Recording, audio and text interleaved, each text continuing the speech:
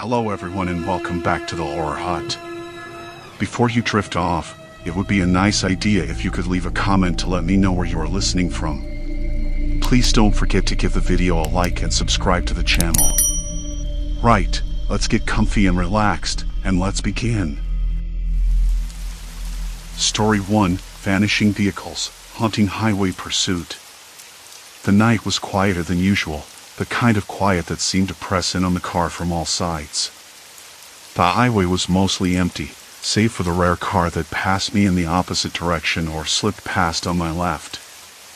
I glanced in the rearview mirror. A silver sedan, headlights bright against the dark. It passed, and then gone. I blinked, expecting to see it fade into the distance like any other night, but there was nothing. No tail lights. No shimmer of chrome. Just the faint reflection of my own dashboard. At first, I thought it was a trick of the dim light that cast long, dancing shadows, maybe the angle of my mirror. I adjusted it slightly, then glanced back a few minutes later. Another car, this time a pickup truck. It passed, and again it vanished from the mirror within seconds, as if it never existed. I tapped the steering wheel lightly, a tiny laugh escaping me. Probably just headlights messing with my eyes, I muttered, but I couldn't shake the sticky feeling crawling up my spine. The road was one I'd taken dozens of times before, a shortcut through the outskirts of town that cut past old farms and stretches of woods. Tonight, though, the familiar landmarks felt off, as if the dark had swallowed them whole. The trees didn't rustle in the breeze, they stood like silent sentinels. I could smell the faint, earthy scent of damp leaves and pine, but it wasn't comforting. It was like the forest was holding its breath. I tried to focus on the GPS screen glowing softly on the dashboard. It showed the route home, a simple line tracing my progress. Then the voice softened, recalculating route. I frowned. "No," I said quietly, "I don't want a new route." The screen blinked, then the path shifted, veering away from the highway and down a narrower road, one I didn't recognize. The name wasn't listed, just a thin gray line cutting through a patch of green. I should have stopped, turned around, or at least pulled over to check the map on my phone. The rational part of me screamed that this was a glitch, or maybe I'd taken a wrong turn back there. But something about the silence outside, the empty road behind me, made me hesitate. My fingers tightened on the steering wheel, the leather cool and rough under my skin. I chewed the inside of my cheek, trying to ignore the prickling sensation at the back of my neck. A few minutes later, headlights appeared behind me again, a red sedan, this time. I glanced back, and my stomach twisted. The car was so close, yet as soon as it passed, the rearview mirror showed nothing. No tail lights, no shape, no sign that it had even been there. My breath caught, shallow and quick. The road curved sharply to the left, and I slowed down instinctively. The GPS spoke again. "Continue straight for 2 miles, then turn right." I squinted at the screen. The road ahead was barely visible, narrow and flanked by high hedges that seemed to close in as I moved forward. No street signs. No lights. The only sound was the hum of the engine and the low whistle of wind slipping through the cracks in the window. I tried the radio, hoping for some noise, anything but the oppressive silence. Static. Just static. I flipped through the presets. Nothing. The dial didn't even seem to pick up a signal. I tapped the button again, harder, then gave up and sat back in my seat. The leather creaked softly. Outside, a distant dog barked once, a sharp, lonely sound that bounced off the hills. I thought about calling someone, but my phone sat on the passenger seat, battery flashing red. I'd forgotten to charge it. Typical. I could almost taste the dryness in my mouth, the faint bitterness of the coffee I'd gulped down earlier. My tongue felt thick, words sticking like cobwebs whenever I tried to speak aloud. "Okay, I said finally, voice hoarse and uncertain. Just keep going. My hands trembled slightly, though I told myself it was just cold air sneaking in through the cracked window. The temperature had dropped, the chill settling deep into my bones. The road narrowed further.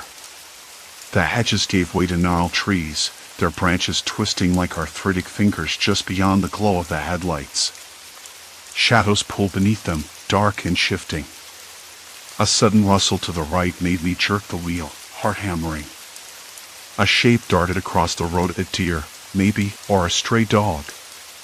I couldn't be sure. I slowed to a crawl, eyes darting back and forth. The GPS chimed again.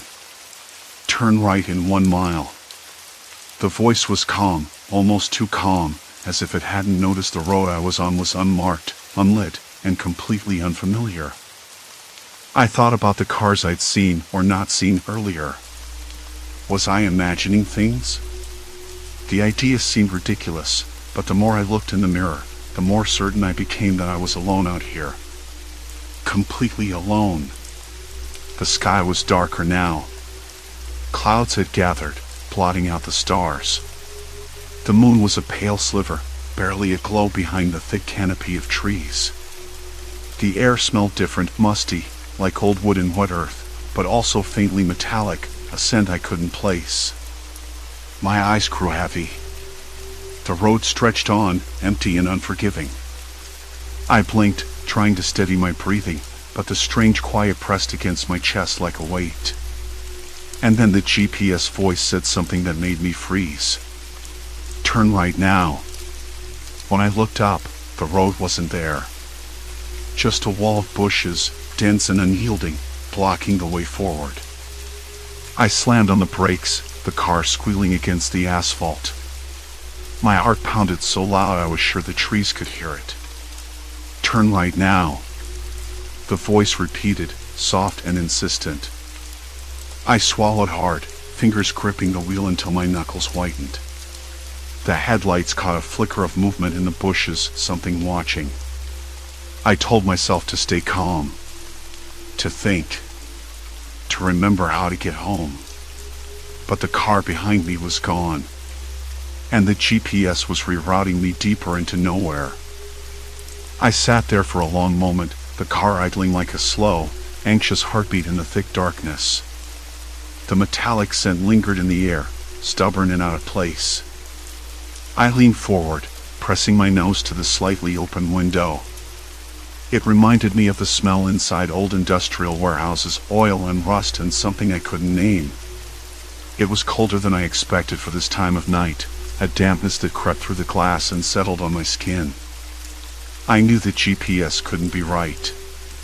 It had to be a glitch. Roads didn't just disappear. I glanced up at the screen again, no signal.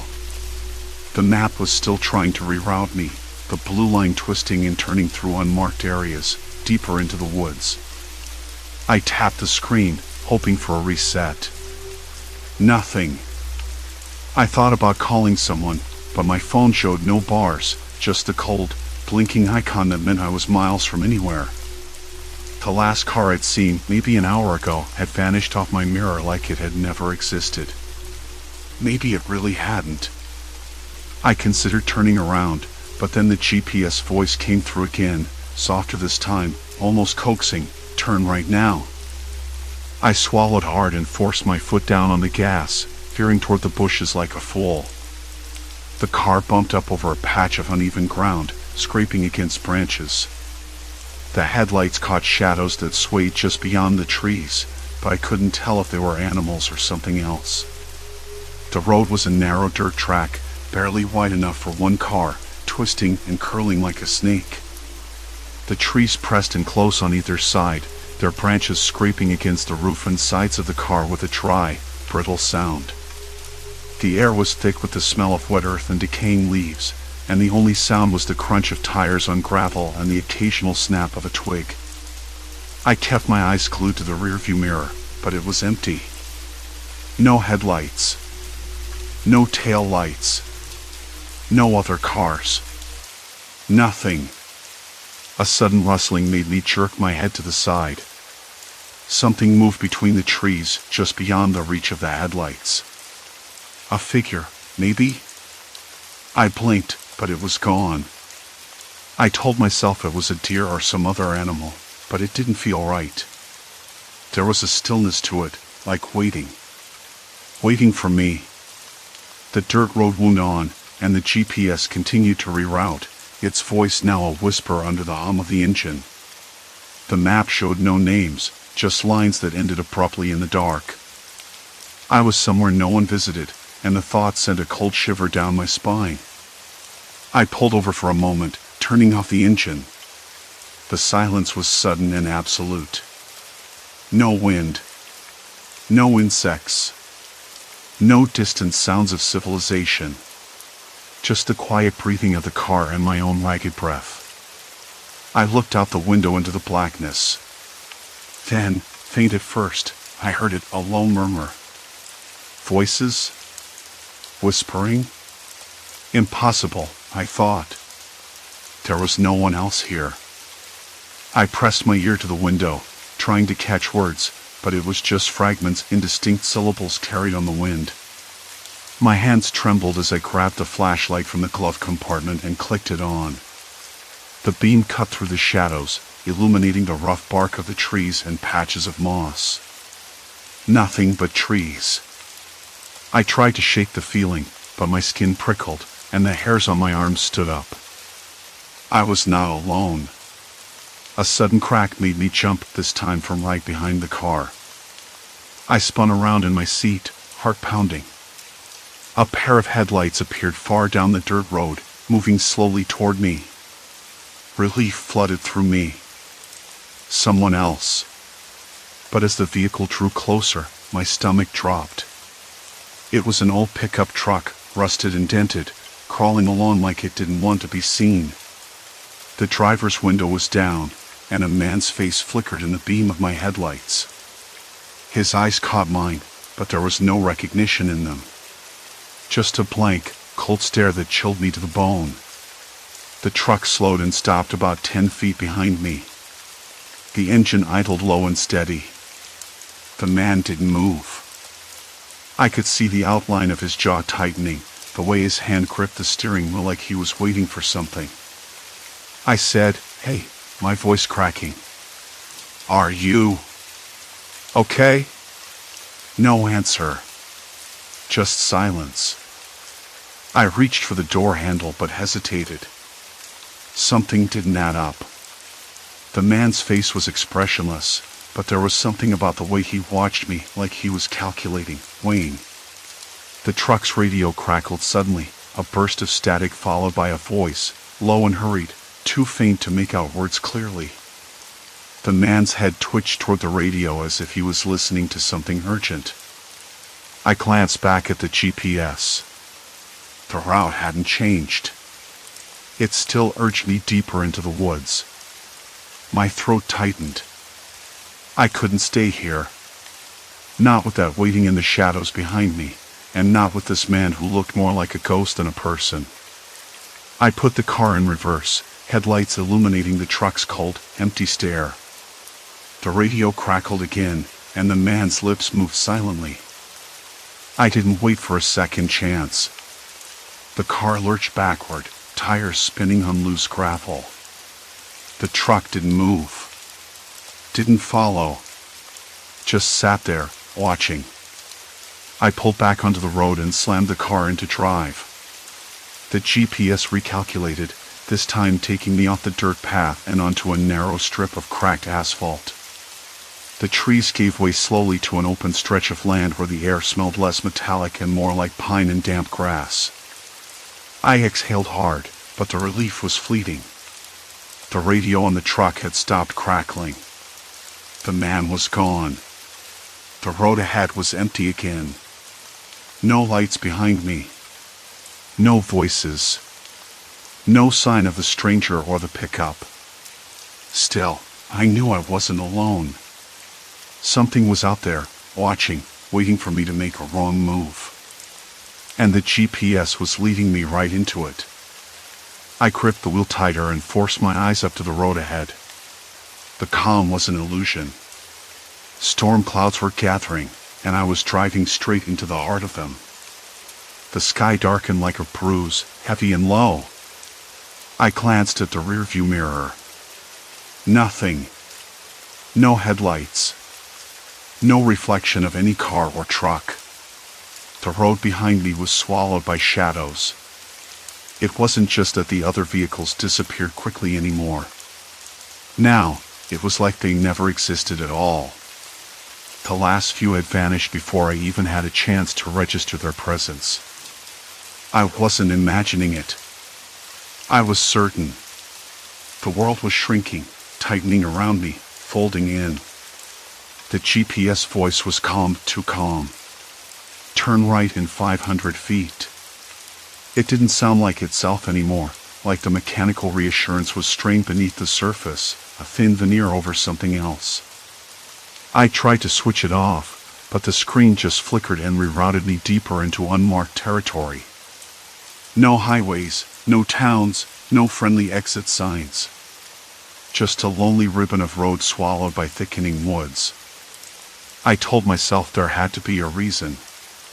Maybe a detour for construction or a fallen tree. Maybe I was just tired. The clock on the dashboard read 11:37 p.m. I'd been driving for hours, and exhaustion was a clever trickster. But the unease settled in my chest like a stone, heavy and cold. Ahead, the road curved sharply, lined on both sides by trees so close they almost touched the asphalt. Their branches knitted together, casting the road in a tunnel of darkness. The headlights barely pierced through. I slowed, gripping the steering wheel tighter. The car's interior felt suddenly too quiet, the only sound the steady hum of the engine and my own breathing, shallow and quick. And then I heard it. A faint tapping, like nails drumming on metal. I froze. The sound was coming from the roof. The rain hadn't started, but something was tapping, slow and deliberate. I glanced up through the windshield, nothing but shadows. A quick glance in the rearview mirror, still empty, still black. My hand slid from the wheel to the door handle, fingers trembling. The tapping continued, steady and unnerving. I swallowed hard and spoke out loud, a poor attempt to break the silence. "Hello? Is someone there?" No answer. The tapping stopped. Silence. Complete silence. I exhaled, trying to convince myself it was a branch brushing against the car or a loose piece of trim.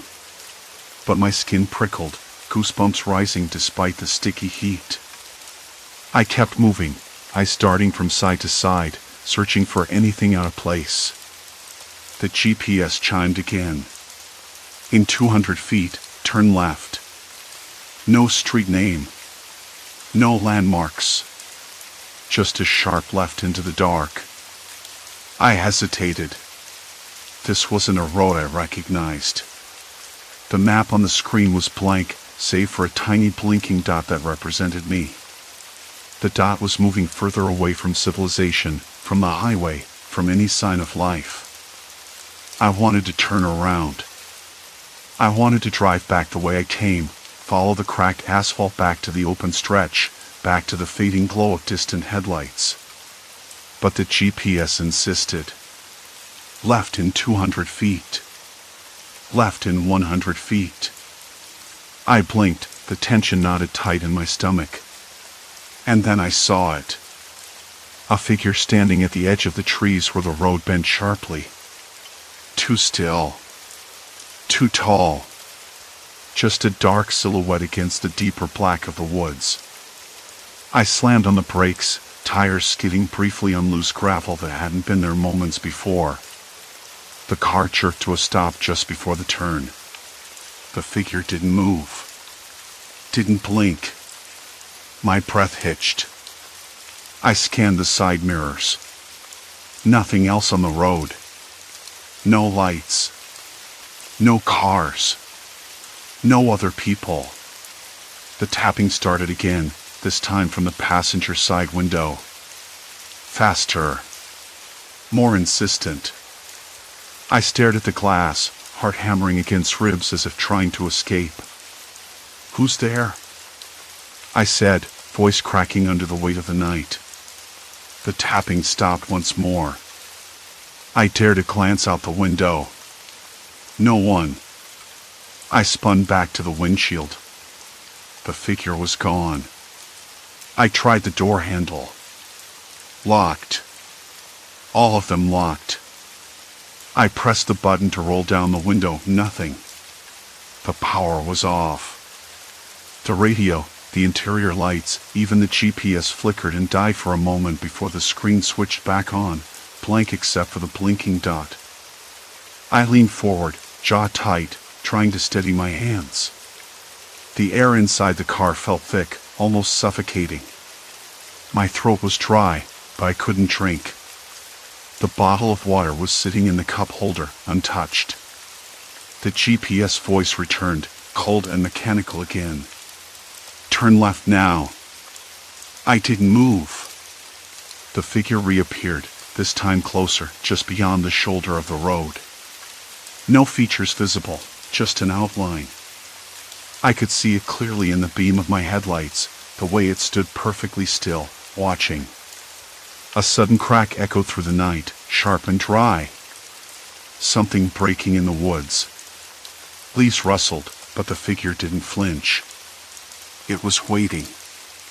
I looked down at the steering wheel, my knuckles white. The car wasn't just a vehicle anymore. It was a cage. And the road was no longer a way out. It was a trap. I thought about the truck from earlier, the one that hadn't followed me but had watched. The radio silence. The vanishing cars. The GPS rerouting me into nowhere. This wasn't random. They wanted me off the main road. They wanted me isolated. I swallowed, my tongue dry, the cold taste of fear rising in my mouth. I tried dialing my phone again. No signal. Not even the faintest bar. I glanced at the battery, still half full, but useless here. I considered my options. None of them good. I could stay put and wait for help, but the woods were alive with unknown sounds, and the figure was still there, silent and unmoving. I could try to reverse, but my mind screamed that I'd just be running deeper into their trap. I could follow the GPS, but that was like walking into a trap blindfolded. The tapping resumed this time, from the roof again, then the hood, then the windshield. Then a voice. Low, rough, barely more than a whisper, carried on the wind. "Keep moving." I spun the wheel and steered into the left turn the GPS demanded. The road narrowed even further, bordered by thick brush scraping against the car. The headlights caught a flash of something, bright eyes. A reflection? I blinked, and it was gone. The air grew colder, the dampness seeping through the windows and into my bones. The smell changed again, now sharp and sour, like something decaying beneath the earth. The car's engine sputtered once, twice. I slammed my hand on the dashboard. Come on, come on. The engine caught again, but the threat felt closer now, closer than before. I realized then, there was no turning back. The GPS had led me here intentionally. They had planned this. This wasn't about lost drivers or wrong turns. It was about control. And I was caught in the middle. Ahead, the road ended abruptly at a rusted gate, chained and padlocked but with the lock hanging open. Beyond it, a dirt path wound into total darkness. The GPS blinked off. The car's interior lights flickered. And the tapping started again, this time steady, insistent, relentless. I gripped the wheel tighter, knuckles aching. There was no way out. Not now. Not ever. The night swallowed everything.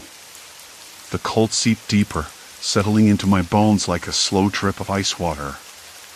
The car's engine hummed unevenly under me, the sputtering finally quieted, but the sense of unease didn't. I gripped the steering wheel tighter, knuckles whitening, and stared ahead where the GPS glowed faintly on the dashboard.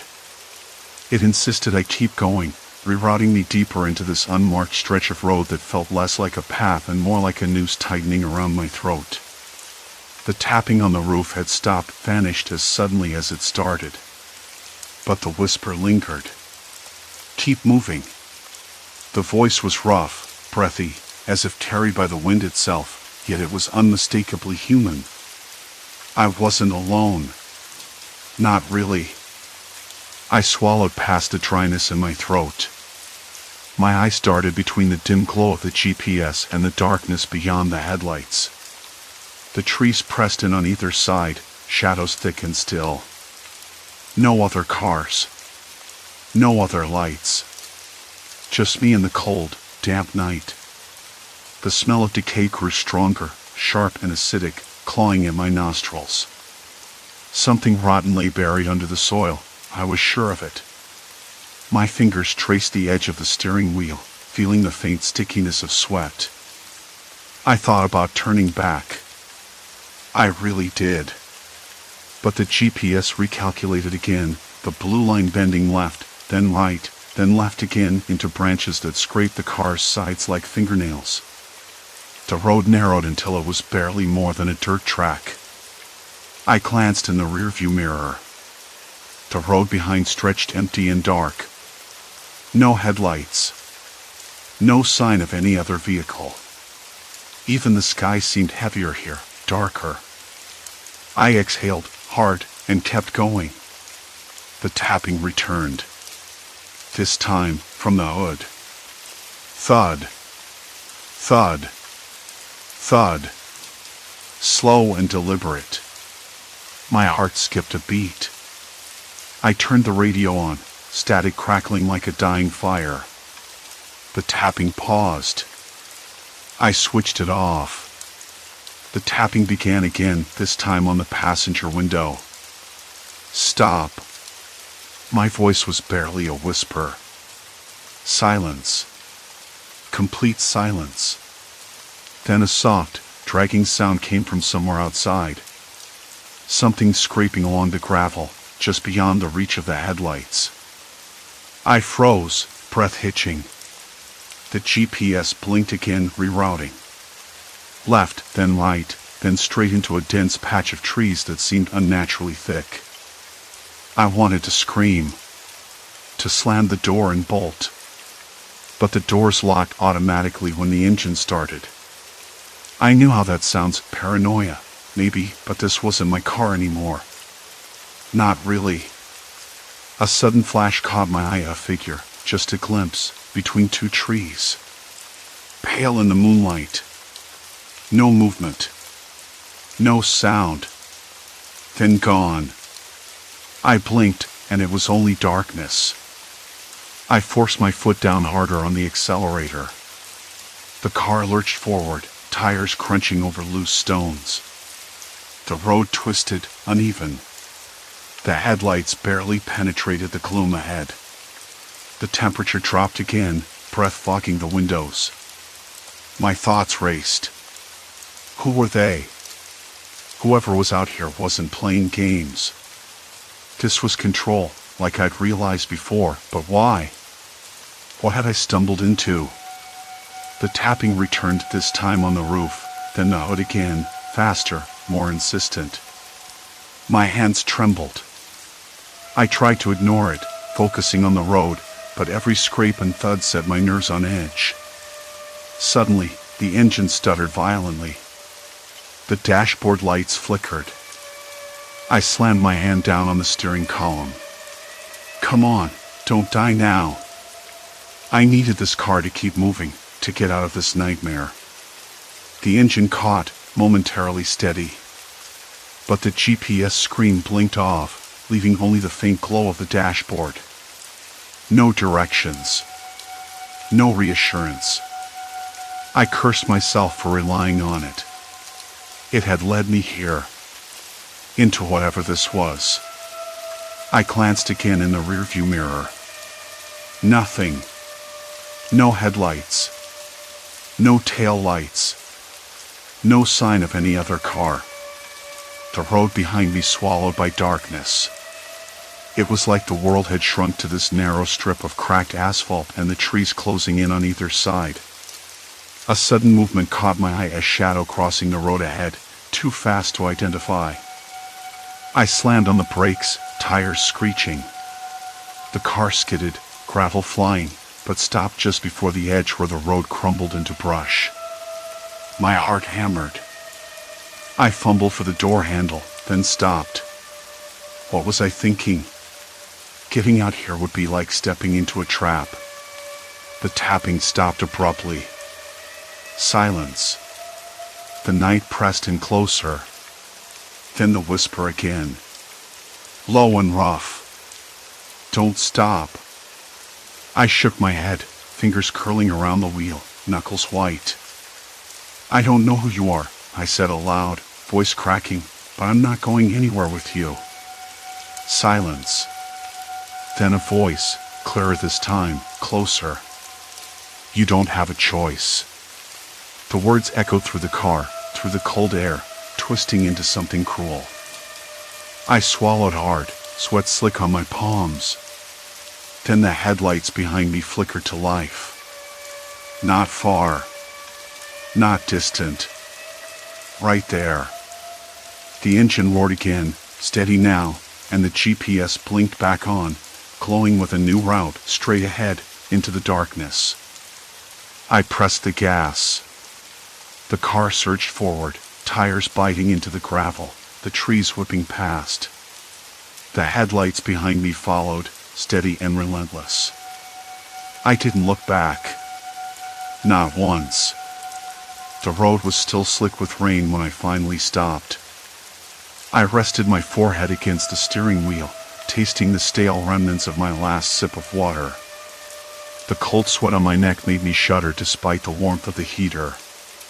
How long had I been driving like this? Hours? Minutes? Time had blurred into a nauseating loop of headlights, whispers, and the relentless hum of the engine. I couldn't tell anymore. The GPS screen blinked again, stubbornly recalculating. Its voice was calm now, monotone as ever. Turn left in 500 feet. I stared at it, my mind racing through every option. Left. Into the woods. Into the unknown. I didn't want to trust it, not after all this. But what choice did I have? I reached for my phone, no signal. Nothing. The small icon in the corner mocked me. No bars, no connection. I pushed the screen off, swallowing the frustration that bubbled up like bile. I was alone. Completely alone. My eyes caught the rearview mirror again. Empty. No lights. No signs of the shadow that haunted me. I blinked hard. Maybe it was over. Maybe I had outrun it. But I didn't believe that, not yet. Slowly, I eased the car forward, turning left as the GPS instructed. The gravel crunched under the tires, sharper in the thick silence. The trees closed in tighter here, branches reaching like fingers. The smell of wet earth and decaying leaves filled the air. It was the forest's breath, cold and damp. I swallowed again, the dryness in my throat suddenly unbearable. I thought about the voice, the one that whispered, then commanded. You don't have a choice. How did it know? Did it really expect me to keep driving deeper into this place? The thought alone made my skin crawl. But standing still hadn't worked. Running hadn't worked. The only option left was forward. Minutes passed. I hadn't seen a single sign of life, not a house, not a light. Just trees and shadows, stretching endlessly. The GPS kept talking, guiding me through a maze of dirt roads I didn't recognize. Each turn felt like stepping farther from the world I knew, farther from safety. Eventually, the road began to widen, and a faint glow appeared ahead. Relief surged through me, sudden and sharp. Maybe this was it. Maybe this was the edge of the nightmare. As I approached, I realized it wasn't a town or a gas station. It was a small cabin, nestled between the trees, its windows aglow with warm, flickering light. Smoke curled lazily from the chimney. The scent of burning wood drifted through the air, mingling with pine and damp earth. I pulled over, my breath catching. The door to the cabin was slightly ajar. I hesitated. I wanted to believe someone was inside, that I wasn't alone anymore. But the quiet was too perfect, too unnatural. A sudden noise broke the stillness, a dog barking far off, sharp and urgent. The sound echoed through the trees, distant but real. I took a deep breath, my fingers gripping the steering wheel until my knuckles turned white. I needed to get out of the car, but the weight of what I'd been through held me back. I sat there, heart pounding in my ears, trying to steady myself. The voice had said I didn't have a choice. Maybe that was true. Maybe this place was a trap, or maybe it was the only way out. I wasn't sure anymore. The door to the cabin creaked open wider, and a figure stepped into the light. I couldn't make out details, just a silhouette against the warm glow. For a moment, everything froze. Then the figure raised a hand in a slow, deliberate wave.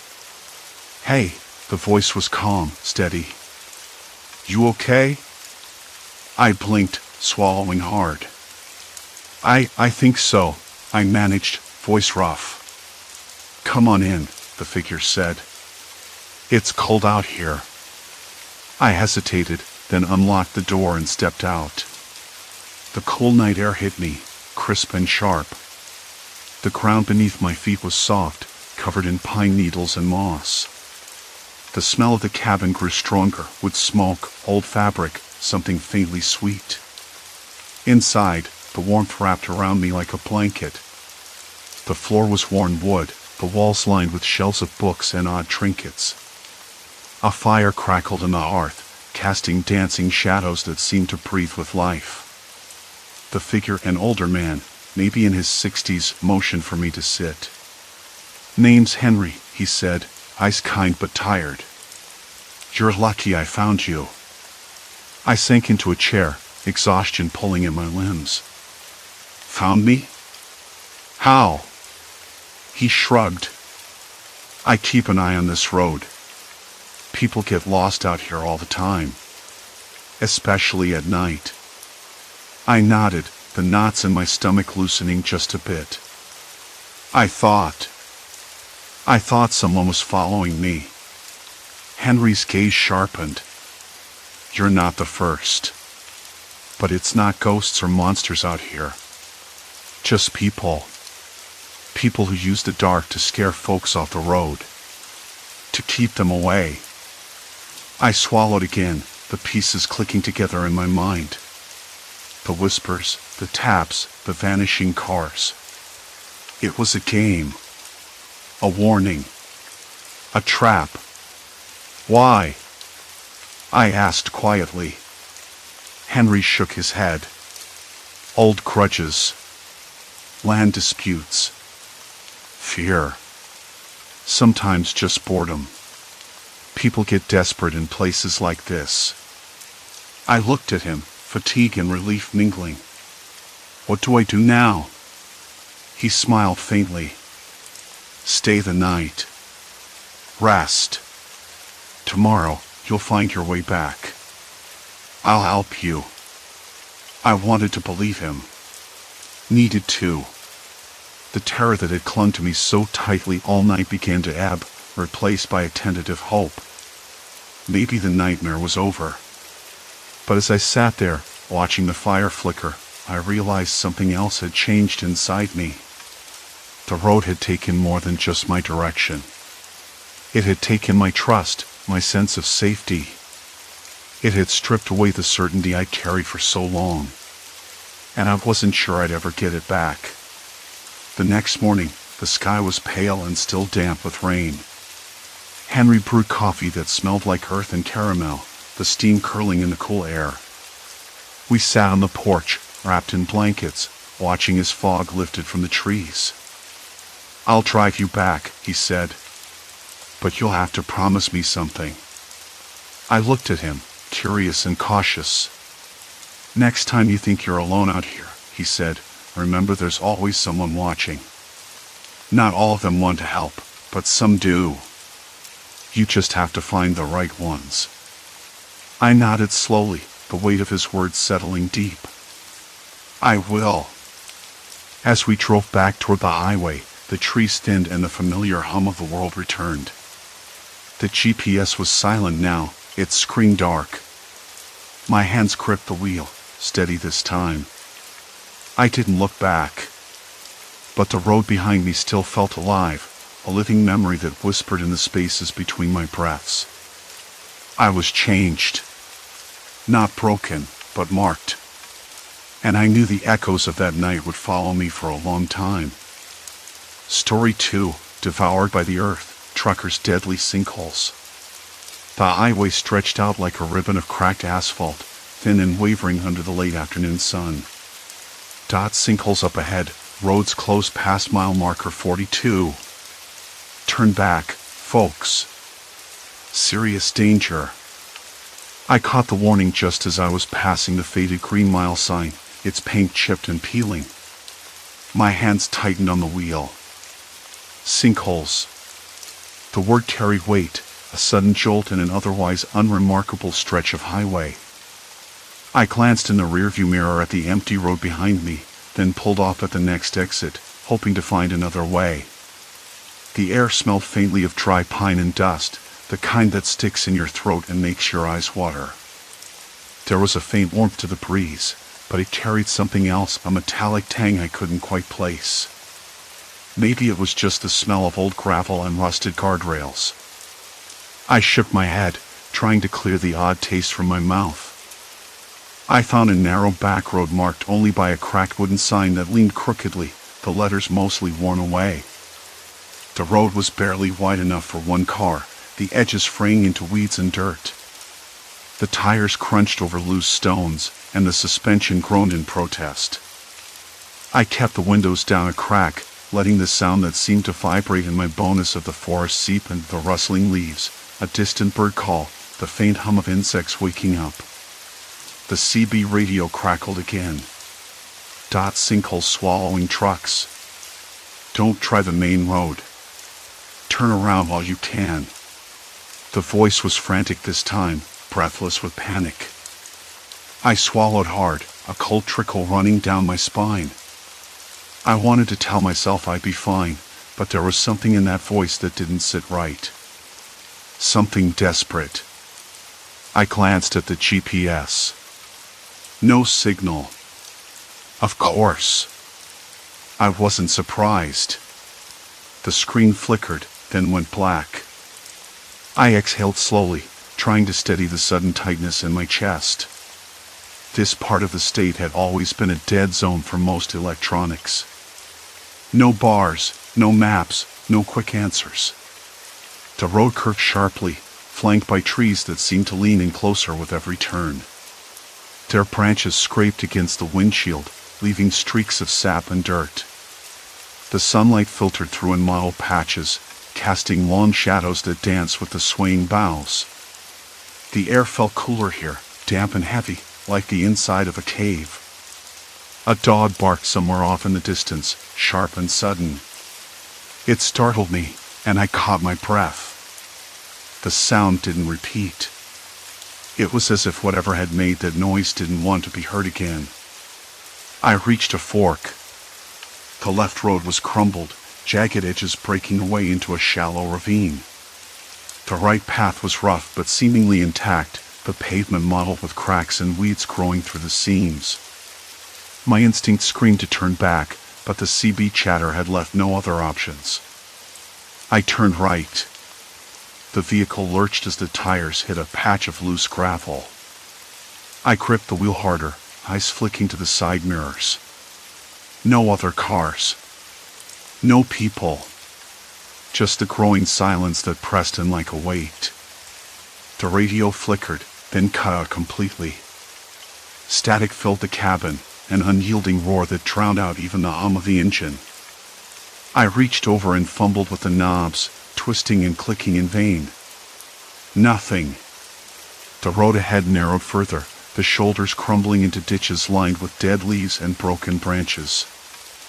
I spotted an abandoned pickup truck off to the side, half buried under a tangle of vines. Its windows were shattered, the paint faded and peeling. No sign of anyone nearby. I slowed down, heart thudding in my throat. There was something about the truck that didn't feel right. No mud or fresh tracks around it, just the slow, quiet decay of neglect. I scanned the trees for movement, but all I saw were shadows and swaying limbs. "Hello?" I muttered into the quiet. No answer, of course. A sudden gust swept through the trees, rattling the branches and sending a shower of dry leaves against the windshield. The scent of damp earth rose sharply, filling the air with the sharpness of decay. I blinked hard, trying to shake off the creeping unease. I thought about turning back, about the warnings I'd heard. But the main highway was closed, the sign said, and the alternate routes seemed to vanish into the woods like ghosts. There was a faint noise, metal dragging across pavement. My pulse quickened. I strained to listen. The sound came again, slow and deliberate. It wasn't coming from the truck. It was behind me. The side mirror caught a glimpse of movement too quick, too fluid to be a shadow. A figure, maybe? I blinked. Nothing. The road ahead ended at a rusted gate, chained and padlocked. I rolled to a stop, the engine ticking as it cooled. Behind the gate, the pavement crumbled into a sinkhole, dark and yawning, swallowing the road like a hungry mouth. No signs. No warnings. Just the sudden void. I sat there, the silence pressing in, thick and suffocating. The radio remained dead, the forest still except for the occasional rustle of leaves and the distant, fading bark of a dog. I didn't know what was out here. Didn't know who had disappeared, or why. But I knew I wasn't alone. Not really. And somewhere, just beyond the edge of the sinkhole, something was watching. The night didn't loosen its grip until well after I turned off the engine, but sleep refused to come. I tried the CB again. Static. Nothing but static. No frantic chatter, no distant voices warning me to turn back, no crackling calls for help. Just the radio's dead silence. I tested the knob, fiddled with the squelch, hoping to catch any signal before giving up. Whatever had been on the line earlier had vanished, or maybe it never existed outside my own imagination. The cold settled into my bones. I stepped out, the gravel crunching under my boots. The gate loomed ahead, rusted and stubborn, chained tightly. I ran my fingers along the metal, rough, cold, neglected. No signs, no notices, no official-looking warnings other than the yawning void behind it. The sinkhole swallowed the road in a slow, terrifying curve, like the earth had fractured and given up. I remembered the stories I'd caught on the CB earlier, drivers disappearing, detours leading nowhere, stretches of highway turning to ruin. The idea of sinkholes wasn't new, but the pattern didn't sit right. A natural disaster wouldn't care about road signs or warnings. Someone was controlling this, or at least trying to. I needed answers. The night pressed on. I pulled my jacket tighter around me, breath puffing out in white clouds. The woods surrounding the highway were dense, shadows pooling between the trees. I scanned the tree line carefully, searching for movement, for any sign of life, but the forest looked abandoned. No eyes glittered in the dark, no shapes shifted in the underbrush. Still, the feeling lingered, something watching, waiting. Not a ghost or a beast, something more deliberate. I stepped back into the truck, my hands trembling slightly as I closed the door. The radio flared suddenly, static, then a broken voice. "Hole ahead, road closed, turn back." The message cut off, leaving a hollow echo. I grabbed the mic. "This is Alpha 3. What's the condition ahead?" Repeat. Silence. I cursed under my breath. The CB was useless, or worse, someone was playing with it. I decided to follow the detours mapped out on my worn paper map, the only reliable guide I had. The first detour led me down a gravel road, narrow and twisting between thick stands of trees. Moonlight barely penetrated the canopy, and the air smelled of wet moss and decay. The truck bounced over piles and loose stones. Every few hundred yards, I passed warning signs, faded and peeling, but they were vague, just generic road closed notices, no explanations. After a while, the gravel gave way to a patch of asphalt. At first, it looked normal. Then I saw it, cracks spiderwebbing across the surface, some wide enough to catch my tires. The edges were crumbling, bits of tarmac falling away into the ditch. The road seemed to sag in places, as though the earth beneath was shifting. I stopped and stepped out again. The smell here was different, sharp, metallic. Like rust and oil mixed with something else, something sour. I crouched and ran a hand over the broken pavement. It felt brittle, unstable. A rustling from the bushes made me spin around. Nothing. Just the wind, or was it? The hairs on my neck stood up. I climbed back in, the truck's interior suddenly too small, too fragile. I kept moving, following the detour signs as they led me deeper into the wilderness. The farther I drove, the stranger it got. I passed a deserted gas station, its pumps cracked and covered in vines. The building sagged, windows shattered, the door hanging open on one hinge. Inside, the air was thick and stale, mixed with the faint smell of gasoline and old paper. A yellowing newspaper lay on the counter, dated 3 months ago. The headline was faded, but the words caught my eye: "Local man vanishes near Sinkhole." I swallowed hard. The pattern was clear, and the stakes were rising. Outside, silence. Complete silence. Something nagged at me, an itch in the back of my mind that wouldn't go away. I couldn't shake the feeling that this place was a trap, a carefully constructed maze designed to confuse and isolate. Back on the road, the detour signs led me toward an old bridge, its steel beams rusted through and warped. The pavement ended abruptly at the far end, crumbled into a pit of darkness. I stopped again, heart pounding. The bridge groaned under the weight of the truck. The wind picked up, carrying the faint sound of voices, distant and distorted. I rolled down the window. The voices faded, replaced by the creaking of the bridge and the rustle of dead leaves. I turned around, eager to put some distance between me and the broken crossing. Then I saw it. A figure standing at the edge of the woods, just beyond the tree line. Tall, still, watching. No movement, no recognition, just a silhouette framed by the moonlight. I blinked. The figure vanished. I rubbed my eyes, wondering if I was losing it. The isolation was giving to me. Maybe exhaustion, maybe hunger, maybe fear. I'd been on the road too long, chasing shadows and warnings. But then my radio crackled again. "Help, trapped, sinkholes not natural." The voice was weak, desperate. I grabbed the mic. "Where are you?" "Who is this?" Silence.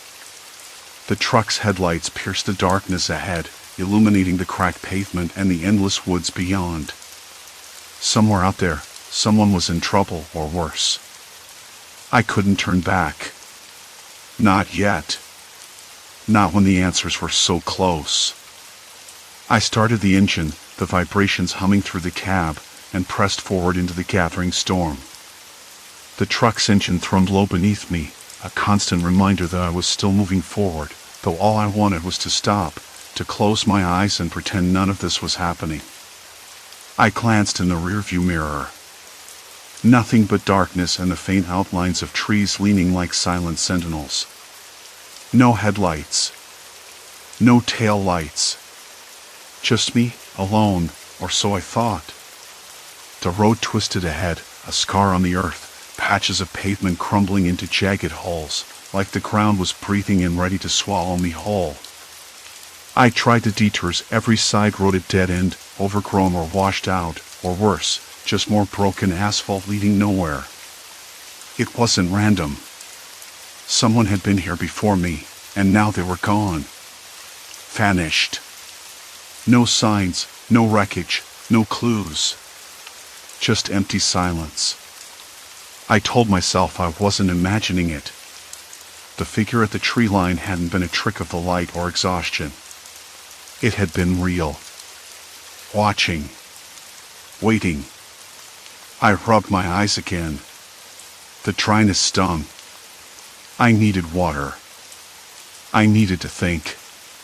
A new voice came through the radio, clipped and sharp, cutting through the static like an item. Road closed. All routes compromised. Avoid the area. Repeat, avoid the area. The voice cracked off, then came back, this time distorted, almost garbled. Sinkholes not natural. People missing. Don't. The radio died, leaving me alone with the drone of the engine and the rustling of dry leaves skittering across the cracked highway. I pulled over to the shoulder, the gravel crunching under the tires. The smell of damp earth mixed with something else, oil? Burnt rubber? I couldn't be sure. The night air was thick, almost suffocating. I stepped out, the cold biting through my thin jacket. The beam from the truck's headlights caught movement, just a flicker, and then nothing. No animals, no wind, just that same unsettling stillness. I thought about calling for help, but my phone had no signal. No surprise there. Remote highways weren't meant for comfort or safety. They were meant to be forgotten. I sat back down behind the wheel, the radio crackling again. This time, clearer. Listen up, whoever's out there. You're in deeper than you think. Roads are closing for a reason.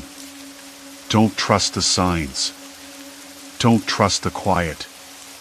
It was a man's voice, steady but edged with fear. I pressed the mic button. Who is this? What's happening? Where am I exactly? Static. Then. Not safe. They're watching. No one leaves once they're in. You're already past the point of no return. My hands trembled. The phrase echoed like a warning, but from whom? And what did he mean by they? I glanced back again. No sign of anyone. Yet the feeling grew heavier, like invisible eyes tracking my every move. I started the engine, trying to shake the dread that was curling in my stomach. The truck lurched forward, tires crunching over gravel and broken glass. Every instinct screamed to turn around, to escape, but the road behind me was sealed by fallen trees and an unnatural stillness. I was stuck. Minutes later, the radio lit up again, this time with several voices overlapping. Frantic chatter, warnings, half-formed messages. Sinkhole swallowing the bridge at mile marker 47. No way through. Highway shut down northbound. Emergency crews pulled back due to conditions. People disappearing near the old quarry. Last call, stay clear. Quarry. That word sliced through me. I remembered a map I glanced at earlier, a faded mark of an abandoned mining site a few miles off the main route. The detours had all led me closer to it, not away. I turned sharply, following a narrow dirt road that peeled off into the woods. The moonlight barely penetrated the thick canopy, the branches scraping against the truck like claws. The ground beneath was uneven, pocked with holes and slick with mud. The truck bounced and shuddered, but I kept going. Then, suddenly, the headlights caught something. A small, rusted sign half buried in dirt. Quarry Road, authorized personnel only. Authorized personnel. I wasn't authorized. I didn't belong here. But I needed answers. The truck rolled forward, the scent of wet stone and moss filling the cab. I could hear the distant drip of water somewhere in the darkness, slow and steady, like a ticking clock. Then I saw them, shadows. Not people, but marks. Tire tracks leading off the road, scars in the mud that disappeared into the woods. Footprints, some fresh, some older, scattered and overlapping. Signs that someone had passed this way recently. Or was still here. I tried the radio again. Hello? I'm near the quarry. Is anyone out there? Please respond. Static. A faint voice whispered back, so low I thought I imagined it. Don't come closer. It's not safe. I swallowed hard. The voice was different from before, older, cracked like dried leather, full of warning and regret. I had to know. I had to see. I left the truck running and stepped into the night. The cold bit at my cheeks, the air thick with damp earth and decay. The trees pressed in close, their branches tangled like fingers. I followed the footprints, each step sinking slightly into the soft ground. A faint glow shimmered ahead, pale and flickering. I squinted, heart racing. It was a lantern, hanging from a hook near what looked like an old entrance carved into the hillside, the quarry itself. The smell hit me then, something metallic, like rust and old blood. I swallowed hard again. The air felt charged, heavy, like the moment before a storm crashes down. A voice cracked the silence. Not over the radio, but close, just beyond the trees. Why are you here? I spun around, searching the shadows. Nothing. Just the rustle of leaves and the distant drip of water. Who's there? Show yourself. Silence. Then the lantern swung gently on its chain, casting long, dancing shadows against the rock walls. I realized then that this was no accident. No random sinkholes, no natural disaster. Someone was orchestrating this, using the terrain, the fear, the isolation. And if the warnings on the radio were true, no one left once they were caught inside this maze of abandoned roads and broken earth. The point of no return. I was there. I had crossed it. And whatever was waiting in the dark was watching me now. The moment hung between me and the shadows like a thin thread stretched too tight. I swallowed hard, the metallic taste lingering in my mouth. Rust and old blood, I remembered. The smell hadn't been my imagination. It was real. The quarry, the sinkholes, the vanished travelers, it was all connected. And now, someone was here, watching. Who's there? My voice sounded brittle, like the dry leaves crunching underfoot. I took a cautious step forward, the uneven gravel crunching beneath my boots. The trees around me stood motionless, their branches casting long, skeletal shadows. The air was thick with tension, the kind that made your breath catch in your throat. No answer. Just a faint drip of water echoing from somewhere deep within the rock face. I strained my ears, trying to catch any other sound. The wind shifted, carrying with it a faint, almost metallic clink like chains rattling softly. I blinked, but there was nothing but the creeping darkness. I fumbled for my flashlight, the beam slicing through the black like item. The light caught the rough surface of the quarry wall, streaked with dark stains that I didn't want to identify. Then, just beyond the edge of the dim light that cast long, dancing shadows, something moved, a flicker, a shadow that didn't belong. I froze. My hands trembled, and I forced myself to take a deep breath. Look, I don't want trouble. I'm just trying to get through. My voice was steadier than I expected, but the knot in my stomach tightened. The flicker came again, closer this time, like a breath brushing against my cheek. Why are you here? The voice came again, softer but no less urgent, almost reluctant now.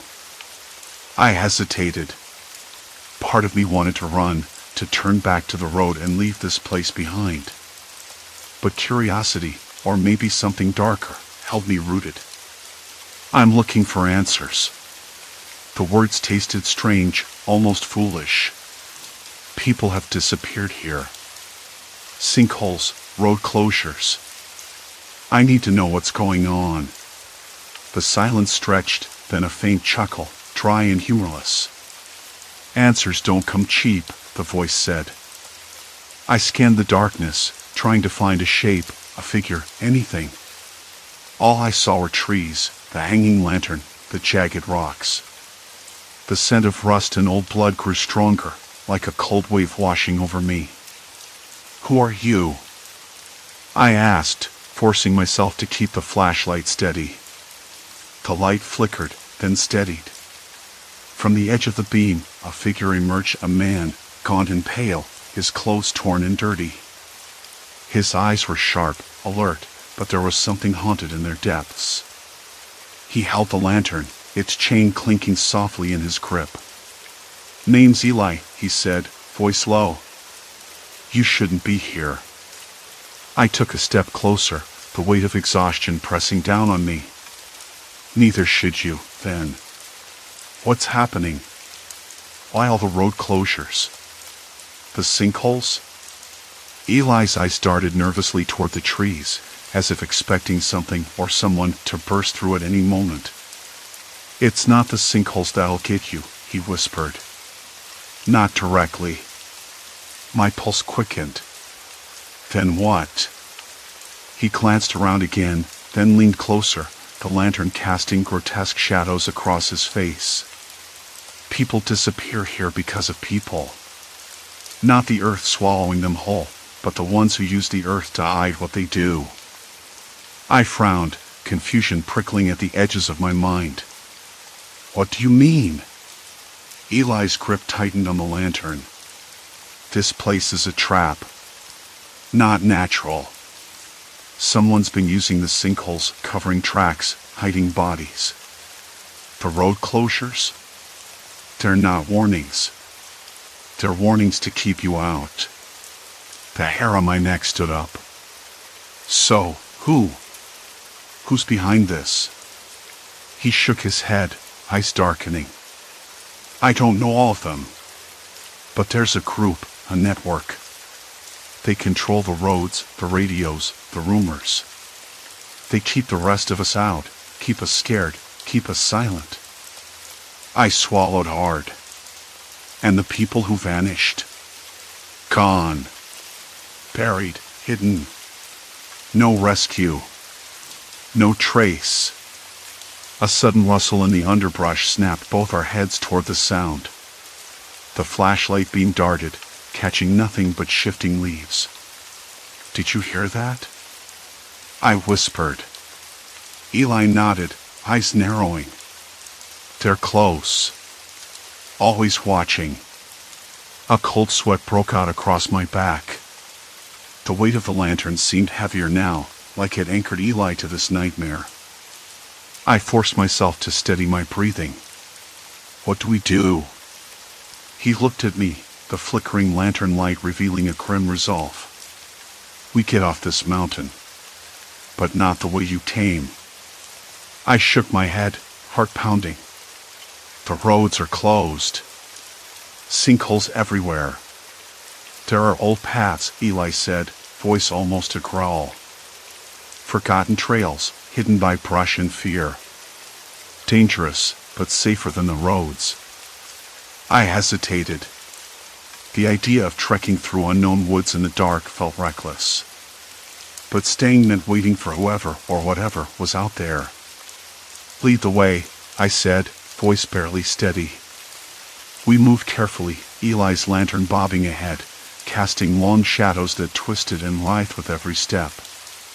The air grew colder, damp with a faint metallic tang that clung to my clothes and skin. Every snap of a twig, every rustle in the bushes tightened the coil of tension inside me. I kept glancing behind, certain I'd see eyes watching, silhouettes lurking just beyond the light. But there was only silence. Complete silence. The trail narrowed, roots and rocks grabbing at our boots. The trees pressed in, branches scraping against my jacket, leaves damp and cold against my neck. Suddenly, Eli stopped, shushing me to silence. Ahead, a faint glow pulsed through the trees, a flickering light, unnatural and rhythmic, like a beacon. "What is that?" I whispered. "Trouble," he said grimly. "They know we're here." My breath hitched. "Then why keep going?" "Because if we don't, we're already lost." The glow pulsed again, brighter this time, illuminating a clearing ahead. Shapes moved in the light, figures, watching. Waiting. I felt my stomach twist. This wasn't just about sinkholes or vanished travelers anymore. This was a trap, and we had stumbled right into the center. Eli's grip on the lantern tightened. "Stay close," he warned. "And don't make a sound." The night closed in around us, thick and suffocating.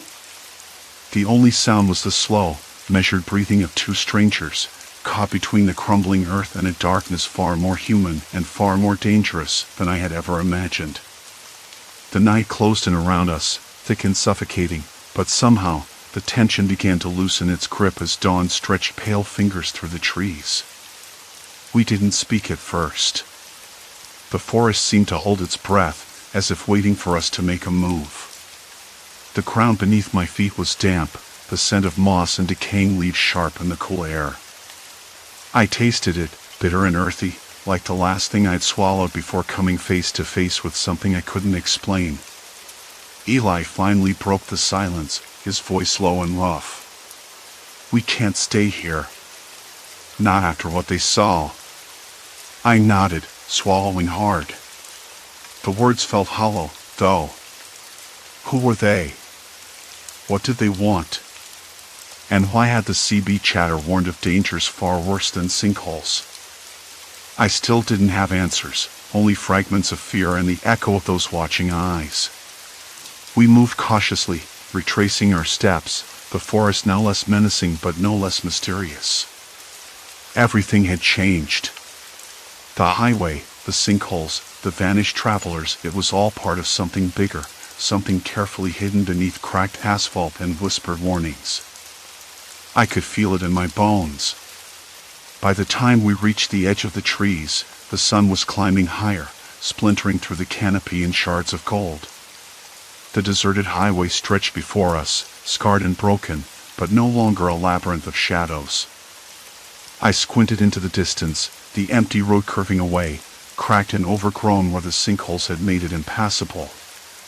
The CB radio sat silent on the passenger seat, its frantic chatter replaced by white noise. I reached over and switched it off. "Where now?" Eli asked, his voice hoarse but steady. I hesitated. My mind replayed the warnings, the frantic voices on the radio, the flickering light, and those figures silent, waiting. There was no easy answer. The highway was a trap, every detour leading deeper into isolation and danger. But staying in the forest wasn't an option either. "We go back," I said finally, the words strange in my mouth. "Back the way we came, to the last town we passed. There has to be help there." Eli didn't argue. We climbed into the car, the engine coughing to life. The air inside was stale, the smell of damp clothes and exhaustion mixing with the faint metallic tang of fear. I gripped the wheel so tightly my knuckles whitened. The road behind us was a jagged scar, but the one ahead was, if nothing else, known. The drive was slow, the car rattling over broken patches of pavement and debris. I kept glancing in the rearview mirror, half expecting to see figures following, or shadows stretching along the edges of the road. But there was nothing. Just empty, crumbling highway and the distant hum of a world that couldn't quite reach us.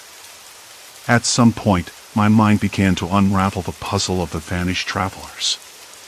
Not sinkholes, not accidents, not nature at all. People disappearing because of other people. That thought was a cold knot in my stomach. The silence on the CB. The frantic chatter before the shutdown. The flickering light. It was a warning, yes, but also a message: you're not safe here. When we finally reached the town, it was not the sanctuary I'd hoped for. The streets were quiet, the storefronts shuttered, and the air carried a stale stillness that felt more like waiting than peace. I found the small police station, a squat building with peeling paint and a faded sign. Inside, dust motes floated in the sunlight, and the scent of old paper and damp plaster filled the air. The officer behind the desk looked up as I entered, tired eyes narrowing. "You're the one from the highway?" I nodded, voice hoarse. "Yes. I need to report what happened. The sinkholes, the missing people, the strange activity." He sighed, running a hand through thinning gray hair. "You're not the first to come in here with stories like that. Folks have been disappearing for months. No trace. Just gone. We've tried to investigate, but the road's dangerous, and there's not much we can do. Some say it's the sinkholes, some say worse. No one really knows." I felt a cold pulse of hopelessness. "Worse how? What do you mean?" He leaned back, eyes distant. "There's talk of people, groups who control those stretches of road. They don't like outsiders. I'd keep moving if I were you. That highway's not just broken pavement, it's broken lives." The words hit harder than I expected. Broken lives. The thought of those vanished travelers, swallowed by more than the earth itself, tightened my chest. I realized then how little I had understood. The danger wasn't just the landscape, it was the people lurking in its shadows. Later, sitting alone in a cheap motel room, I replayed everything in my head. The frantic CB chatter, the flickering light, the silent watchers in the clearing. I realized I'd been lucky, barely. The highway wasn't just hazardous because of sinkholes, it was a corridor controlled by fear and silence. And crossing it meant risking being erased from the map entirely. I stared out the grimy window at the fading light, the distant hum of an engine somewhere beyond the town. The world felt fragile, the line between safety and disappearance thinner than I'd ever imagined. Sleep came fitfully, haunted by echoes of voices and shadows. When I woke, the first thing I did was turn on the CB radio again. Static. No chatter. But I was different now, wary, watchful, changed. I packed my things, the motel's musty smell clinging to my clothes.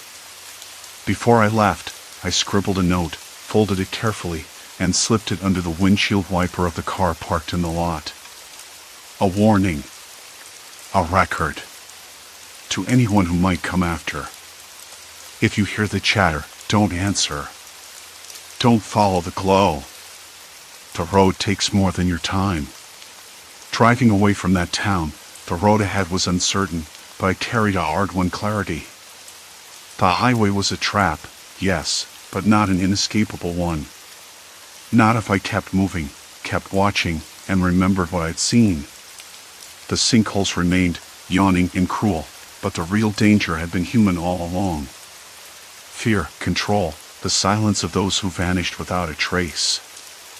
I would carry their memory with me, a reminder that some roads are best left untraveled and some warnings must be heard, even when the voices fall silent.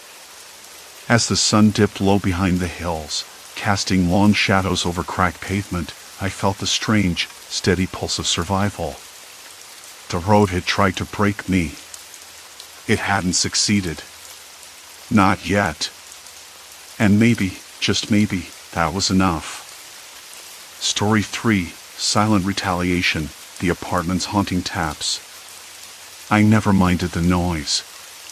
The city had its own rhythm, a constant hum that settled into the background like an old song you barely noticed until it stopped. The distant wail of sirens, the low rumble of late-night traffic, muffled laughter spilling out from open windows, I was used to it all. That was until the night I finally called the landlord. It was just after 11, and I had just settled onto the threadbare couch that had seen better days. The apartment was cool, the evening air slipping in through the cracked window, carrying the faint scent of rain and exhaust fumes. I was halfway through a book, the pages soft and slightly curled from humidity, when it started. A tapping. Light, almost polite. Tap. Tap. Tap. At first, I thought it was the old radiator knocking, common in these buildings. But this tapping was different. It wasn't steady, more like a hesitant Morse code, like someone trying to get my attention without making a scene. I sat up straighter, listening. The tapping stopped. Silence.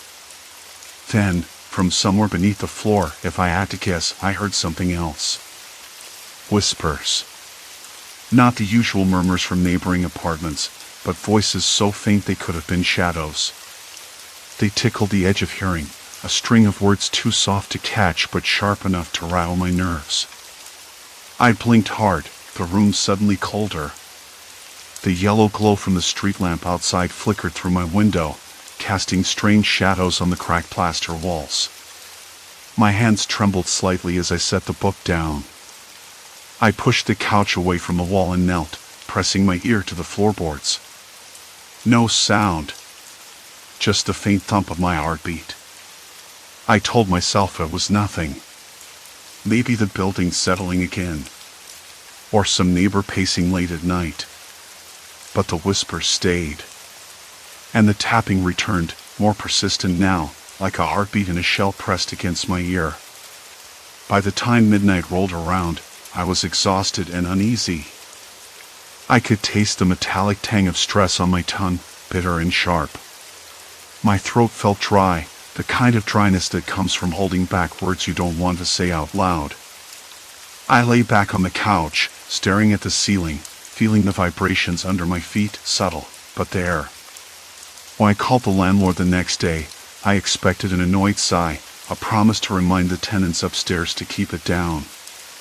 But what I got was a clipped, almost rehearsed response. We haven't had any complaints before. I'll look into it. No warmth. No real interest. That night, I thought maybe the noise would stop, but it didn't. The whispers crept in again, this time layered with a faint tapping that seemed to move around the room, shifting from wall to wall, ceiling to floor. I caught fragments of words. You hear it, don't you? They're watching. Stay quiet. I could have sworn I heard my own name. I didn't sleep. Instead, I sat by the window, the cool glass sweating under my palm, watching the streetlights flicker and the shadows dance. The city was alive, but something in it felt wrong, like a slow, deliberate pulse beneath the surface, a secret code waiting to be deciphered. The next morning, I checked the walls and floors more carefully. Nothing visible. No holes, no wires, no speakers. Just the usual cracks and faded paint. But the tapping persisted, always just out of sight but never out of reach. I started noticing other things. A faint vibration in the floor whenever I stood near the kitchen. The way the whispers seemed to grow louder when the building was still, the early morning hours when the city was supposed to be quiet. Sometimes, when I closed my eyes, I could swear the tapping was in my head, not the room. I told myself I was imagining it. I had to be. People don't just whisper in your walls. They don't tap on your floorboards to unravel your mind. Crazy, right? Not in a place like this. Not in real life. But then I found the tiny speaker grill behind the baseboard in the hallway. Almost invisible, just a sliver of black mesh tucked into the paint and dust. I pulled at it gently, and it came free, a small plastic device no bigger than a matchbox. I stared at it, the hairs on my arms standing on end. How long had it been there? Who put it there? And why? The whispers came again, clearer this time, like someone leaning in close. We're closer than you think. My breath hitched. I dropped the speaker and it clattered to the floor. I wanted to believe it was a prank, some elaborate joke by the neighbors. But the more I listened, the more I realized this wasn't random. It was targeted. Deliberate. Something was happening here, something I couldn't quite understand yet. And it was only just beginning. A flicker of movement caught my eye, a shadow slipping past the edge of the window. I froze, every muscle tense, heart pounding in my ears. The room felt colder now, the weight of unseen eyes pressing down on me. I reached for my phone, fingers trembling, but no signal. Static filled the line when I tried to call out. Whoever or whatever was behind this didn't want me to reach help. I needed answers, and fast.